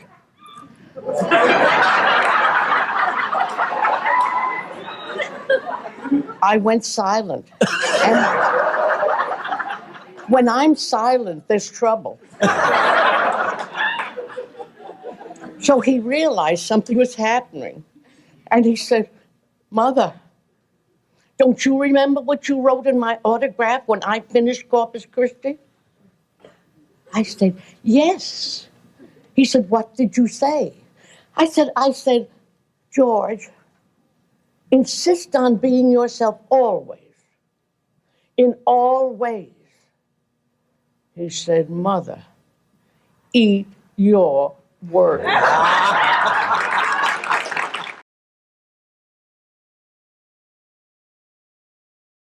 This happened around very close to 1980. I developed a relationship with a new manager who had been a promoter of some of my shows, not all of them, in the second half of the 70s, Jerry Hamza, out of Rochester. I got became disenchanted with my current management. And Jerry, I told him I was going to look around for manager. He lived in Rochester, New York. I'm in Los Angeles. And I didn't think of him for that. And I told him I was going to look for a manager and everything. And he said, "Well, what about me?" I said, "Well, you know, you're in Rochester and stuff and everything. I don't know if you want to do that and everything." He said, "Let me come out to LA and let's talk about this." And Jerry and I then discovered that I had a big IRS debt. I'd done a lot of cocaine in the 70s and had not done responsible things with my own affairs. No one cheated me, but the managers, the money managers, different group, business managers before Jerry, were rolling over my IRS debt, which term still is unusual to me that you can say, "Oh, we'll give it to you next year." I don't know what that means, but anyway, I wasn't paying it. It built up a bit, and then there were things they had disallowed. What do you call them? Exemptions, deductions, based on tax shelters, like my daughter's horses and the place we bought to put them and everything, all that stuff. Goofy. And disallowed things, and now there's more money. And penalties and interest that are retroactive to when you made the claim, not to when they decided it was a bad one, when you made it. And on top of that, these were pre-Ronald Reagan, in a way, God bless him, I put that in big quotation marks. These are pre-Reagan tax rates. These are 20-cent dollars, 30-cent dollars. This is a dollar where you earn a dollar, they get 70. So I was just going to never catch up. Penalties and interest, penalties and interest, penalties and interest. We located the IRS people, the dealership, let's call it, that was going to function with me in the Rochester office. Instead of LA, where they're used to going after celebrities. Rochester folks, not that Jerry knew them, but a little less awestruck and able to, I don't know, function more like real business people. We started working on this debt, and he would stave off. He would give to the IRS just enough to keep him from the door. Had a lien on my house for 20 years. They never executed it. Jerry kept them at bay with a certain amount of money to pay my just debts in a proper way, and secondly, to help me function. But over time, I began to get some traction. In '82, Jerry said, we need a product. We need something I can hold up and show a guy. He put me in Carnegie Hall, and we did the third HBO show in 1982. And then he had something to show. My wife, Brenda, she produced those earlier shows. She produced the '82 show and '84 show, Jerry and she, and she was very active. And it began to, the HBO fed the box office fed the HBO numbers. We'd get an advance on the next HBO show. That would finance us for a while. Not that it was the sole thing, but that would help out with what we were doing. And we eventually knocked these taxes lower and lower and lower. I only finished them last year. This is 2003. It was a 22-year, I won't call it a nightmare because I never took it personally. I never said, these taxes, the government, they don't want. Pay your taxes, folks. Don't whine, don't complain. It's still the best place to be, even with all the drawbacks. But there it was. I owed the money. I paid it. I didn't want, I wasn't a scofflaw. They never got my house. They never came for it. They never did anything of that type. The lien came off eventually. But the point of the whole story is that I had this reason to stay out on the road. The cable was what changed everything for me and other people. But I mean, in terms of that, these premium channels that didn't require commercials, therefore had a way to do content that you could see on Broadway, you could read in a novel, but that you couldn't hear in a place that was selling biscuits and tires and beer and insurance, I began with HBO in 1977. I think the service itself started in '76. And once again, this incredible good luck of mine occurred. HBO without commercials, boy, that saved my ass. And it really made me who I am. I have now done 13 of them, and number 14 is coming. And that is what has kept me in front of a mass audience without censorship. I don't mean just fuck, shit, and piss. I mean ideas that would be unwelcome on commercial enterprise television. HBO didn't kick in for me till '82. That was the beginning of it, really, the third show, Carlin and Carnegie, oddly enough. And then I did one every 2 years, '82, '84, '86, '88, '90, '92. And that's when I learned who I was in that period. HBO fed the box office all across the country. The box office people in the theaters, then they knew about me for HBO. They wanted to see the show. The show got good numbers. I got another HBO. Every 2 years I got an HBO. I did one. It forced me to write because I kept having an HBO on the horizon. Like 2 years down the road, I'm going to do another one. Got to have a whole new hour. So I would write like a bastard, and I would save my files, and I finally got into word processing, and I saw what the wonders of moving text. Moving text. You can take the whole opening and put it at the end. You can take the middle and put it at the end. You can split the opening in half and you can do this goes here. You can put the document up 3 times. You can change everything around. It's magnificent. It changed my writing qualitatively, not just quantitatively, that I could write faster and more. It actually changed what I was doing because I had a better command of the material that I had to work with. I could see the whole thing. And I grew up in the 80s on HBO. And in 1992 is when I found my voice. And I realized I was a writer who performed his own material. And I had things to say. There was a long piece in there called "The Planet is Fine, the People are Fucked." And it was a very good analysis of why it's not important to save the planet. It's more important to save yourself, and the planet may come, the planet's going to be here. We'll go away. We'll go away because we'll fix that up. We'll arrange that. We'll self-immolate. We'll be gone. Dinosaurs had their chance. There was an age of reptiles. Now it's the age of primates. Who knows? Maybe it'll be the insects next. It's not up to us. It's not divinely ordained. We're here on chance, and we're going to go away. And the planet will heal. The planet will heal because that's what it does. It heals itself. It's a self-healing organism. It changes and grows. It'll incorporate all of our dead cities into itself, and it will become something else, but it will still be going around the sun for at least a few more billion years or whatever. Jamming in New York was a special one for you. Well, it was, one of the big turning points, I'm an entertainer because I work in an entertainment circuit, but there's an artist at work too. Not all entertainers are artists. Some are just entertainers, and they kind of experience life, their creative lives in a static way. They get to a certain place, and they kind of stay there. Other people who have an artistic element or component grow, because artists always grow and go somewhere. Artists are on a journey. They don't know where it is going. They don't know. They don't want to know. They just know there's something else. There's something more. There's more in me. There's more to talk about. There's more to look at. A painter, a composer, they grow, they live, they grow. It's an ongoing thing. So that is true for me as a writer. That's the artistic part of me, as the writer.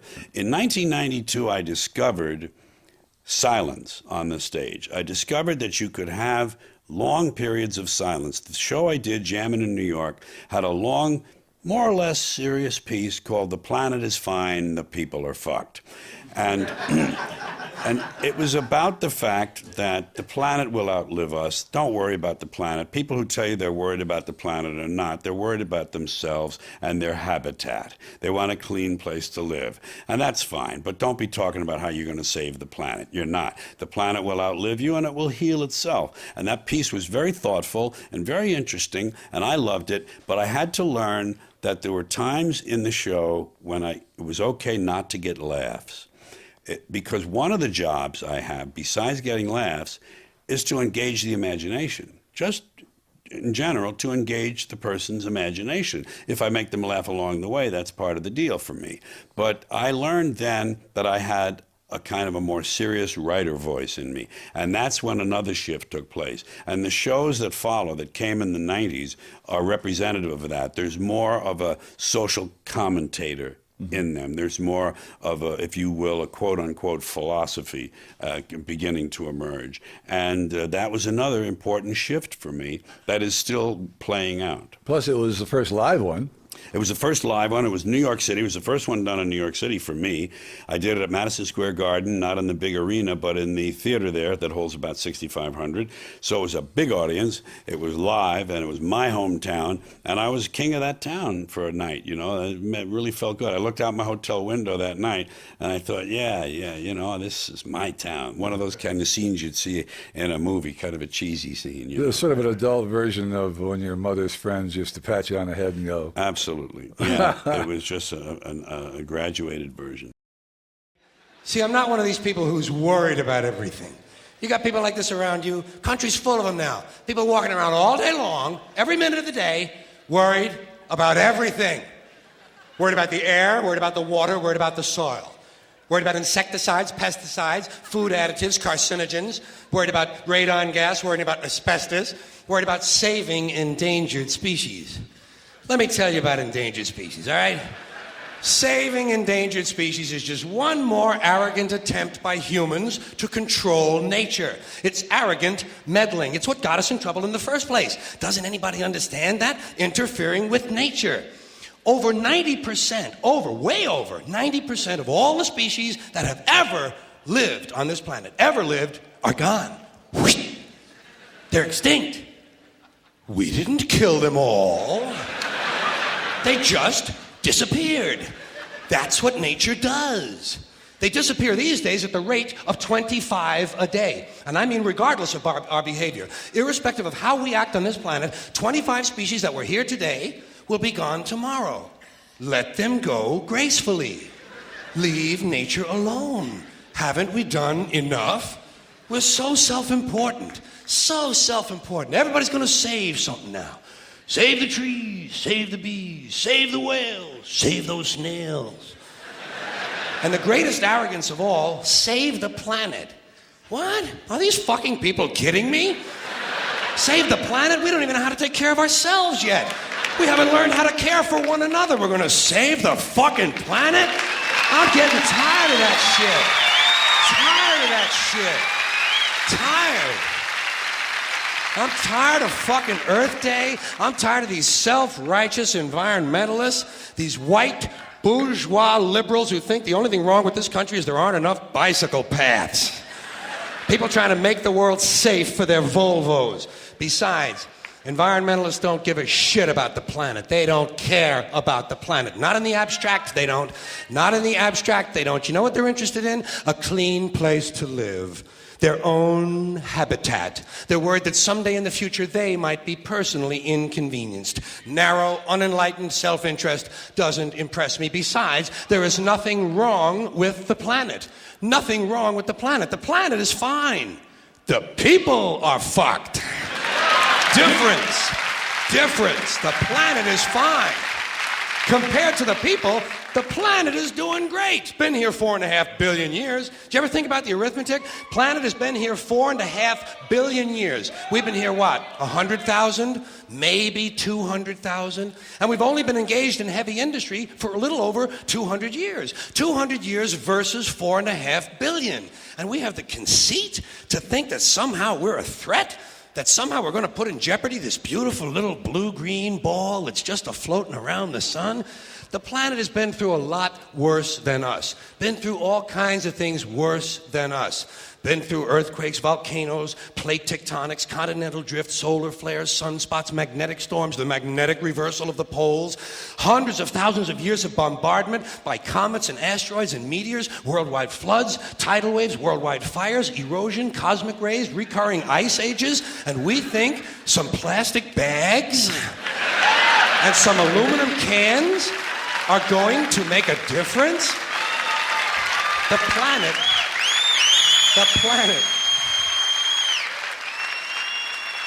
planet isn't going anywhere. We are. We're going away. Pack your shit, folks. We're going away. And we won't leave much of a trace either. Thank God for that. Maybe a little styrofoam. Maybe. Little styrofoam. Planet will be here and we'll be long gone. Just another failed mutation. Just another closed-end biological mistake. An evolutionary cul-de-sac. The planet will shake us off like a bad case of fleas. A surface nuisance. You want to know how the planet's doing? Ask those people at Pompeii who are frozen into position from volcanic ash how the planet's doing.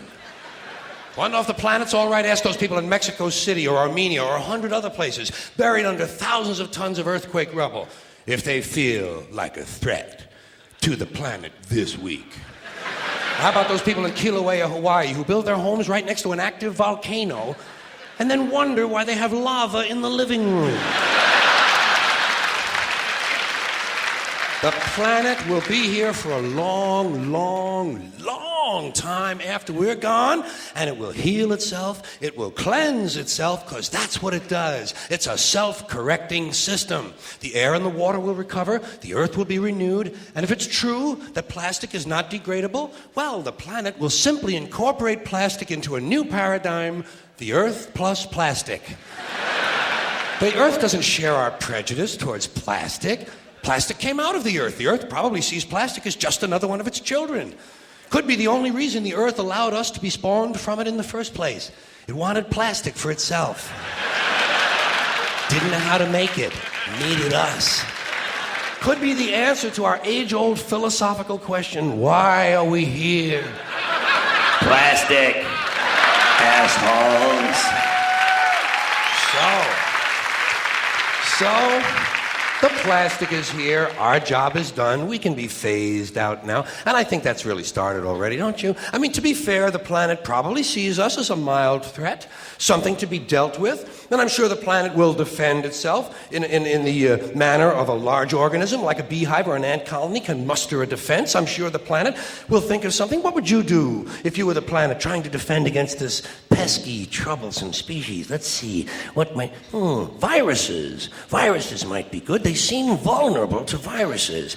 And viruses are tricky, always mutating and forming new strains whenever a vaccine is developed. Perhaps this first virus could be one that compromises the immune system of these creatures. Perhaps a human immunodeficiency virus, making them vulnerable to all sorts of other diseases and infections that might come along.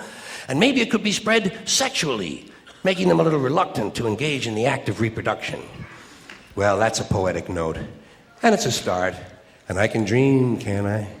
See, I don't worry about the little things. Bees, trees, whales, snails. I think we're part of a greater wisdom than we will ever understand. A higher order. Call it what you want. Know what I call it? The big electron. The big electron. Whoa. Whoa. Whoa. It doesn't punish. It doesn't reward. It doesn't judge at all. It just is. And so are we. For a little while. Thanks for being here with me for a little while tonight. Thank you. Thank you very much. It's just in the fact that they have looked at the world and said, something's wrong. Something's wrong here, folks, and this is how I deliver that feeling back to you. This is through my filter, through my prism. You said something's wrong. Yes. Yes. Does it begin there? For example, you have said, I feel a sense of betrayal from three sources. Just three. Religion, the nation, the species. Yes. Sort of covers it, doesn't it? Yes, I do. I think that one of the most astonishing 3 minutes you ever invented is the matter of the invisible man living in the sky. Because I got to tell you the truth, folks. I got to tell you the truth. When it comes to bullshit, big time, major league bullshit, you have to stand in awe. In awe of the all-time champion of false promises and exaggerated claims, religion. No contest. No contest. Religion easily has the greatest bullshit story ever told. Think about it. Religion has actually convinced people that there's an invisible man living in the sky who watches everything you do every minute of every day. And the invisible man has a special list of 10 things he does not want you to do. And if you do any of these 10 things, he has a special place full of fire and smoke and burning and torture and anguish where he will send you to live and suffer and burn and choke and scream and cry forever and ever till the end of time. But he loves you.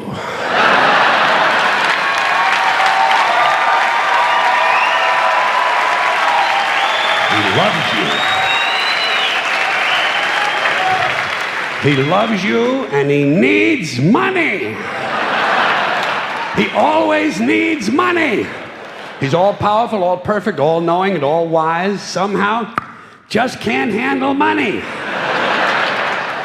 Religion takes in billions of dollars.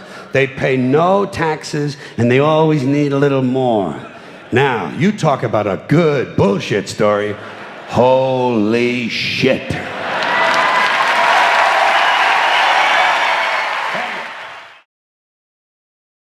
Well, I tell people, young or starting, not always young, but beginner comedians, I tell them, write everything down. You have to write. You have to write. Write all your ideas down and classify them. My first boss, when I was 18, told me that. He said, find a folder, put your ideas on paper. Any idea you don't think you can use it now, if it seems useful, put it down on paper, and then classify it. Because good ideas don't mean anything unless you can find them again. Yeah, you can't go through a pile of papers 10 years old of notes. You have to, now you can use a computer. Before that, I had index cards and things. You have to be able to find race, religion, business, government, politics, men and women, sex, and then those categories, you break them down into categories. So organize yourself is what I tell young comedians. And of course, don't take no for an answer. If it's not working well that night, it's not you, it's the audience. Blame it on the audience. Because if it worked on Friday night, it ought to work on Saturday, and if it doesn't, it's their fault. It's oversimple, but you know what? It works as a formula. Just go on and do the Sunday night show and forget Saturday night. Keep kicking them in the nuts. It's interesting, as I watch you now and through all the years I listen to your albums and things, your fascination with language is so apparent. Watching you work is almost like watching a musician. The way you weave words and use language for emphasis and all that. Was that always a fascination for you, even as a kid? Well, to go backwards with the question, don't forget what we do is oratory. It's rhetoric. It's not just comedy, it's a form of rhetoric. And with rhetoric, you look and you listen for rhythms. You look for ways to sing at the same time you're talking and to go da-da-dun, da-da-dun, da-da-dun, dun-dun, and dun, da-dun, dun, dun, dun, da-da-dun, da-da-dun. And it's just natural. Was your impetus when you started writing, did you write, you always wrote and then performed? Yes. Yeah. Yeah. I never write.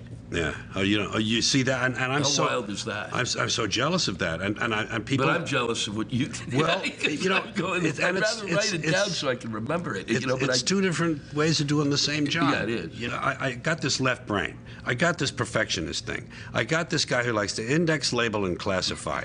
The little good scientist. This guy is the show-off. This guy is the serious student that I never was. He has to do his homework. This guy gets to play. Hey, look at this.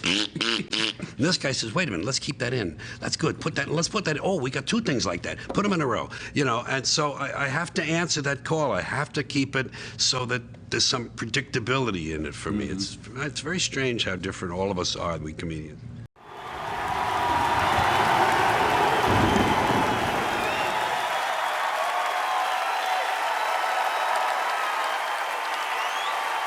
Thank you.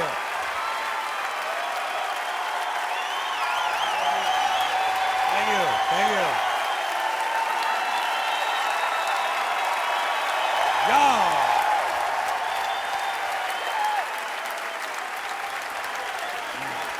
Thank you very much. Thank you.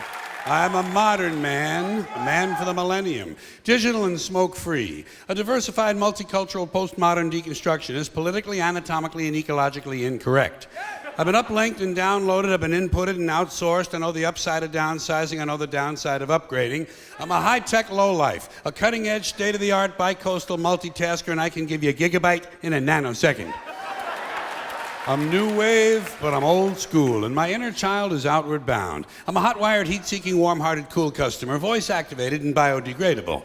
I interface with my database. My database is in cyberspace, so I'm interactive, I'm hyperactive, and from time to time, I'm radioactive.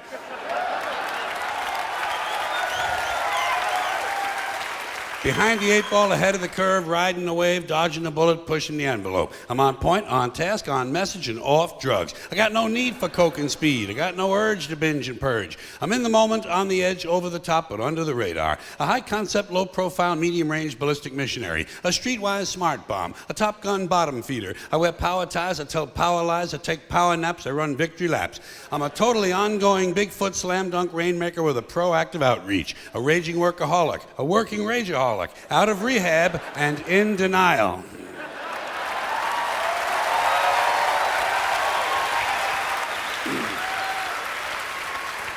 I got a personal trainer, a personal shopper, a personal assistant, and a personal agenda. You can't shut me up. You can't dumb me down, because I'm tireless and I'm wireless. I'm an alpha male on beta blockers. I'm a non-believer and an overachiever, laid back but fashion forward, up front, down home, low rent, high maintenance, supersized, long-lasting, high-definition, fast-acting, oven-ready, and built to last. I'm a hands-on, foot-loose, knee-jerk head case, prematurely post-traumatic, and I have a love child who sends me hate mail. But I'm feeling, I'm caring, I'm healing, I'm sharing. A supportive, bonding, nurturing primary caregiver. My output is down, but my income is up. I take a short position on the long bond, and my revenue stream has its own cash flow. I read junk mail, I eat junk food, I buy junk bonds, I watch trash sports. I'm gender-specific, capital-intensive, user-friendly, and lactose-intolerant. I like rough sex. I like tough love. I use the F word in my email, and the software on my hard drive is hardcore, no soft porn. I bought a microwave at a mini mall. I bought a minivan at a mega store. I eat fast food in the slow lane. I'm toll-free, bite-sized, ready to wear, and I come in all sizes. A fully equipped, factory-authorized, hospital-tested, clinically proven, scientifically formulated medical miracle. I've been pre-washed, pre-cooked, preheated, pre-screened, pre-approved, pre-packaged, post-dated, freeze-dried, double-wrapped, vacuum-packed, and I have an unlimited broadband capacity.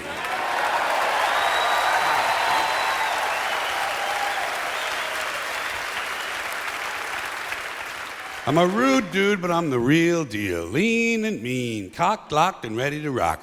Rough, tough, and hard to bluff. I take it slow, I go with the flow, I ride with the tide, I got glide in my stride. Driving and moving, sailing and spinning, jiving and grooving, wailing and winning. I don't snooze, so I don't lose. I keep the pedal to the metal and the rubber on the road. I party hardy, and lunchtime is crunch time. I'm hanging in, there ain't no doubt, and I'm hanging tough, over and out.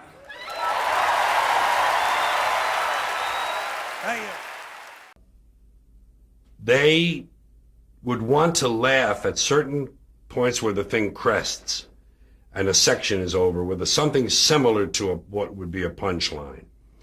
And they would want to laugh at that. But I would want to continue with the rhythm of the poem. So I would always override their laugh. Then I got used to the places, there were 4 of them, where they definitely wanted to laugh. And I then learned to pause there, catch my breath, let them laugh, and then pick it up. And just get right back into the energy of it, you know. So they love it, and it's like it's a tour de force type of thing, and they really like the dexterity, I guess. That's the Danny Kaye part of my genes. Mm-hmm. That's the Danny Kaye, the intricate verbal pyrotechnics. You know, boy, he was fabulous. I do strict memory work at home, trying to learn. I don't always want to read them from the paper for a while. It's a good way to learn them, reading them from paper, but. I read that poem, Modern Man. I read that for 2 years off the paper. Then one night I put the paper down and I had it. And it's all about language and it's all about jargon, really. American jargon in this decade, let's call it. That was a great piece to do, and I, for some reason, can't forget it now. I'm blessed with some pretty deep files. I don't suffer writer's block, believe me. This current show I'm doing, I went in there and I dug out the whole 75 minutes all at once, and during a week's time, took it all out and began doing it the way it was, you know, those 75 minutes from scratch. So I'm very proud of that productivity record.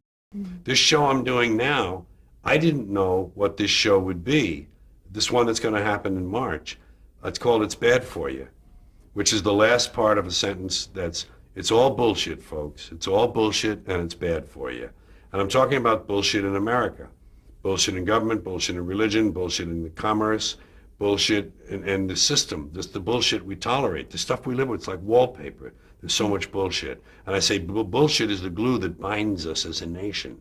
It's like the strong nuclear force in an atom. And I have all this stuff, and the last part is all about God bless America, proud to be an American, swearing on the Bible, taking off your hat when a flag passes by, and rights. Everybody thinks they have rights. And I tell them why they don't have any rights. Because your rights can disappear so they're not rights, they're privileges, like staying up late to watch television on a school night. You have a bill of privileges, not a bill of rights, a bill of temporary privileges. Here's one more item for you, the last in our civics book. Rights. Boy, everyone in this country's always running around yammering about their fucking rights. I have a right, you have no right, we have a right, they don't have a right. Folks, I hate to spoil your fun, but there's no such thing as rights, okay? They're imaginary. We made them up, like the boogeyman. The Three Little Pigs, Pinocchio, Mother Goose, shit like that. Rights are an idea. They're just imaginary. They're a cute idea. Cute. But that's all. Cute and fictional. But if you think you do have rights, let me ask you this. Where do they come from? People say, well, they come from God. They're God-given rights. Oh, fuck, here we go again. Here we go again. The God excuse. The last refuge of a man with no answers and no argument. It came from God. Anything we can't describe must have come from God. Personally, folks, I believe that if your rights came from God, he would have given you the right to some food every day, and he would have given you the right to a roof over your head. God would have been looking out for you. God would have been looking out for you. You know that?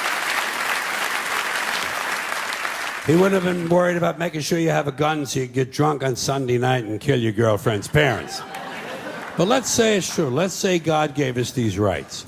Why would he give us a certain number of rights? The Bill of Rights in this country has 10 stipulations, okay? 10 rights. And apparently God was doing sloppy work that week because we've had to amend the Bill of Rights an additional 17 times. So God forgot a couple of things like slavery. Just fucking slipped his mind. But let's say God gave us the original 10. He gave the British 13. The British Bill of Rights has 13 stipulations. The Germans have 29. The Belgians have 25. The Swedish have only 6. And some people in the world have no rights at all. What kind of a fucking goddamn God-given deal is that? No rights at all? Why would God give different people in different countries different numbers of different rights? Boredom? Amusement? Bad arithmetic? Do we find out at long last, after all this time, that God is weak in math skills? Doesn't sound like divine planning to me. Sounds more like human planning. Sounds more like one group trying to control another group. In other words, business as usual in America. Now, if you think you do have rights, one last assignment for you. Next time you're at the computer, get on the internet, go to Wikipedia. When you get to Wikipedia, in the search field for Wikipedia, I want you to type in Japanese Americans 1942, and you'll find out all about your precious fucking rights, okay? All right. You know about it. You know about it. Yeah. In 1942, there were 110,000 Japanese American citizens in good standing, law-abiding people who were thrown into internment camps simply because their parents were born in the wrong country. That's all they did wrong. They had no right to a lawyer, no right to a fair trial, no right to a jury of their peers, no right to due process of any kind. The only right they had, right this way, into the internment camps. Just when these American citizens needed their rights the most, their government took them away. And rights aren't rights if someone can take them away. They're privileges. That's all we've ever had in this country is a bill of temporary privileges. And if you read the news even badly, you know that every year the list gets shorter and shorter and shorter. You see how sooner or later?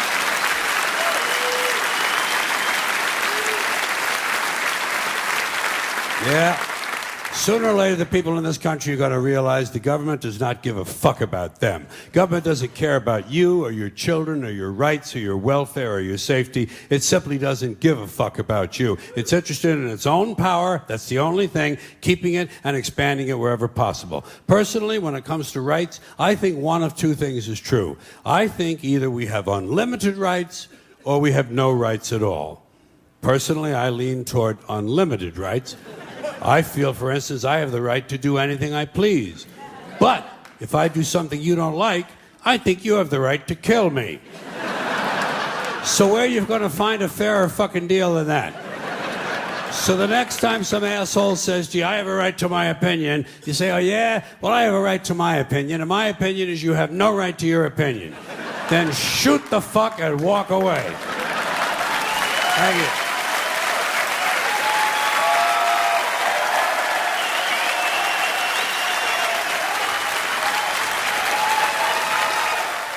It's all fucking make-believe. And people they cling to these things. Not my audience. My audience is glad to hear me get in there with the roto-rooter and the deep enema and clean the system out. I mean, I love doing this stuff. It's just such a joy. God. When you quit high school in 9th grade, you have a lifetime of proving things. You have to prove. You feel like you have to keep proving yourself to yourself. You know, my aunt used to call me clever. She'd say, "You're so clever. You're so clever." And that's all I really want people to say is, "Isn't he cute? Isn't he clever? Isn't he funny? Isn't he smart?" When people ask me in an interview, "Do you try to make your audiences think?" I say, no, that would really be the kiss of death. But I want them to know that I'm thinking. That's the message. I'm thinking for you. Just listen to the and I'll see you later. You know, you hear this canard that politicians roll this one out a couple times a week. The American people are far more intelligent than they're given credit for. And I think that's 180 degrees out of whack. I think they're far less intelligent than they're given credit for. There's a famous poll that's quoted a lot. I don't know what it proves. It's about 20 years old now, so forgive the age of it. But they said, who is the most trusted person? Who do you trust the most in this country? And Walter Cronkite won this poll. People said, Walter fucking Cronkite, this is a newsreader for a commercial network. But the interesting thing is who came in second. Betty Crocker, okay? Betty fucking Crocker, a fictional person, a lady from the front of a cookie box, the second most trusted person. And the kind of things people believe. And freedom of choice. This is the big one. The illusion of choice. They were led to feel free by the exercise of meaningless choices. There are, for instance, important things, not too many choices. Unimportant things, ice cream flavors, what do you want? We got 31. Got the flavor of the week, got the flavor of the month. But political parties, we're down to 2. Geez.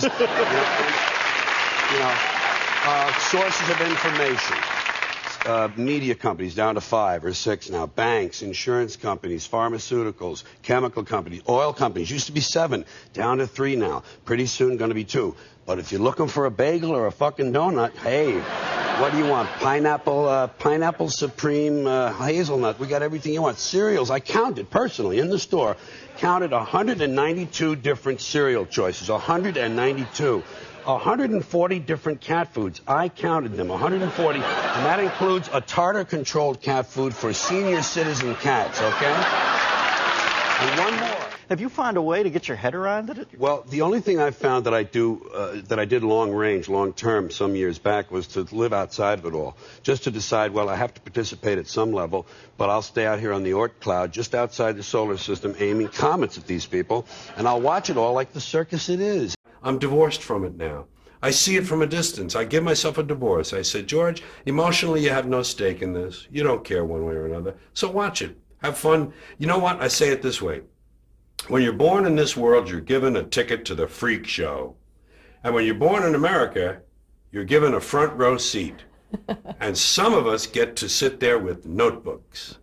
And I'm a notebook guy now, huh? Oh my God, did you see that? And I watch the freak show, and I get my notes, and I make up stuff about it, and I talk about the freaks. And the freaks are all humans, and they're like me, and they're all the same. We're all the same. I'm not better. I'm not different. I'm just apart now. I'm separate. I'm over here because I put myself out of the mix. I don't have a stake in the outcome. We're in a nice downward glide. I call it circling the drain. That's what I'm going to call my next book, Circling the Drain. And the circles get smaller and smaller. And faster if you watch a drain, if you watch a sink empty, and we'll be gone. And that's fine. I welcome it. In his own way, he's trying to make the world a better place. And even though he says that he's given up on the world, I know him personally, and he hasn't.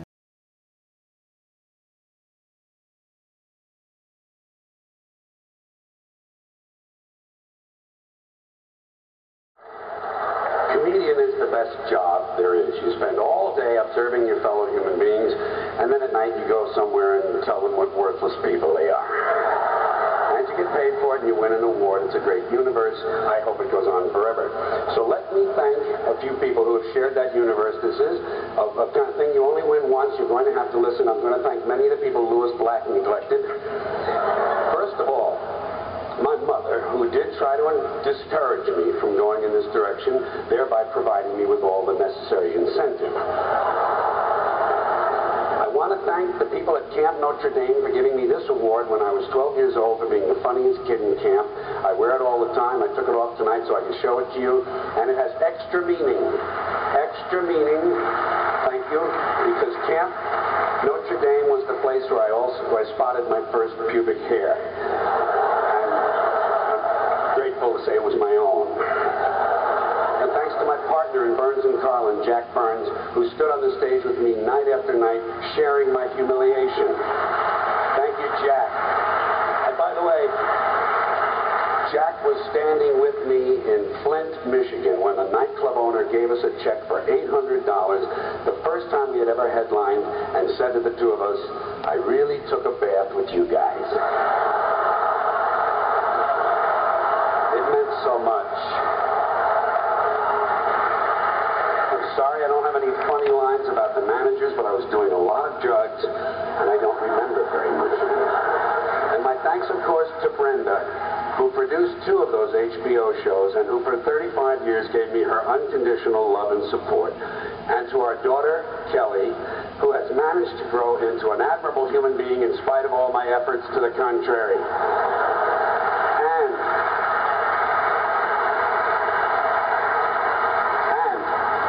just getting there, folks. And since this is a professional award, a very special thanks to my friend and manager, Jerry Hamza, who has been such for the last 21 years. One day in 1980, he took a look at my career and he said, "Have you considered suicide?" Jerry's advice and direction have taken me places I never dreamed and allowed me to be a better writer and comedian than I thought possible. Thanks, Jerry. Without you, it wouldn't have been nearly half the fun, believe me. And thanks to Ross, too, for being there along on the ride. I want to say one thing to you. This award is the second best thing that's happened to me in a long, long time. The best was meeting Sally Wade, the smartest, funniest, prettiest woman I know. Thank you, Sally, for all your support and your sweet love. You've changed my life, and I love you. And finally, I got to get home, thanks to the comedy writers and the comedians who make life so good for everyone. And that's all I'm going to say. I got to get home, get on eBay, and see what they're getting for these things. Thank you very much. Thank you all. Sorry to hold you up so long. Thank you. Someone said the definition of happiness or success, I forget which, is finding what you love, doing what you love, being good at it, and being recognized for that. Those 3 elements. And I've had that. I couldn't ask for more. I've had 2 great relationships with the women in my life. My marriage was long and good, although we had a lot of things to get through together. It was 36 years. And I met Sally Wade 5 years ago. And it was like a bolt of lightning. You know, it's just a wonderful relationship, Sally and me. I'm happy because I know that when someone writes, if they were to write, a history of comedy in America in the last third of the 20th century, they'd have to include me. I just know they can't leave me out. That's what I'd like to be remembered as, someone who made enough of a mark that they can't leave him out. And for my epitaph on a tombstone, what you would put on your gravestone. What's your epitaph supposed to read? Well, the epitaph I'd like is, geez, he was just here a minute ago.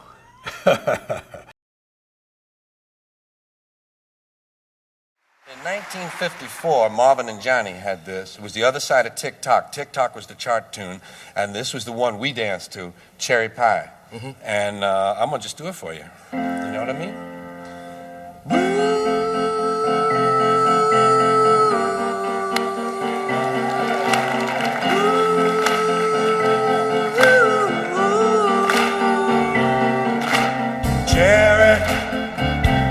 Cherry pie, cherry pie, cherry pie, ooh.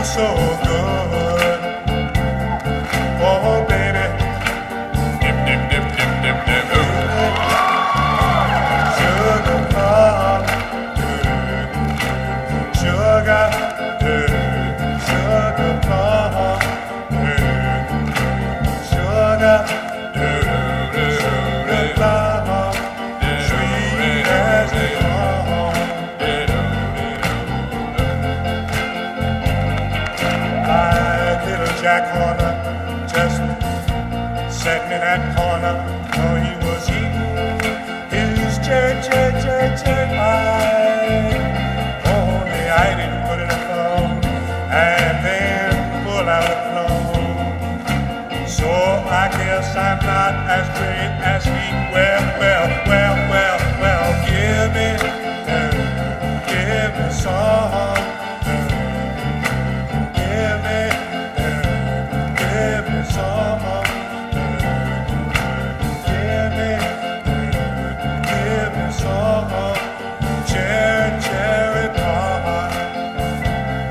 Oh, baby, cherry pie. Oh, baby, cherry pie.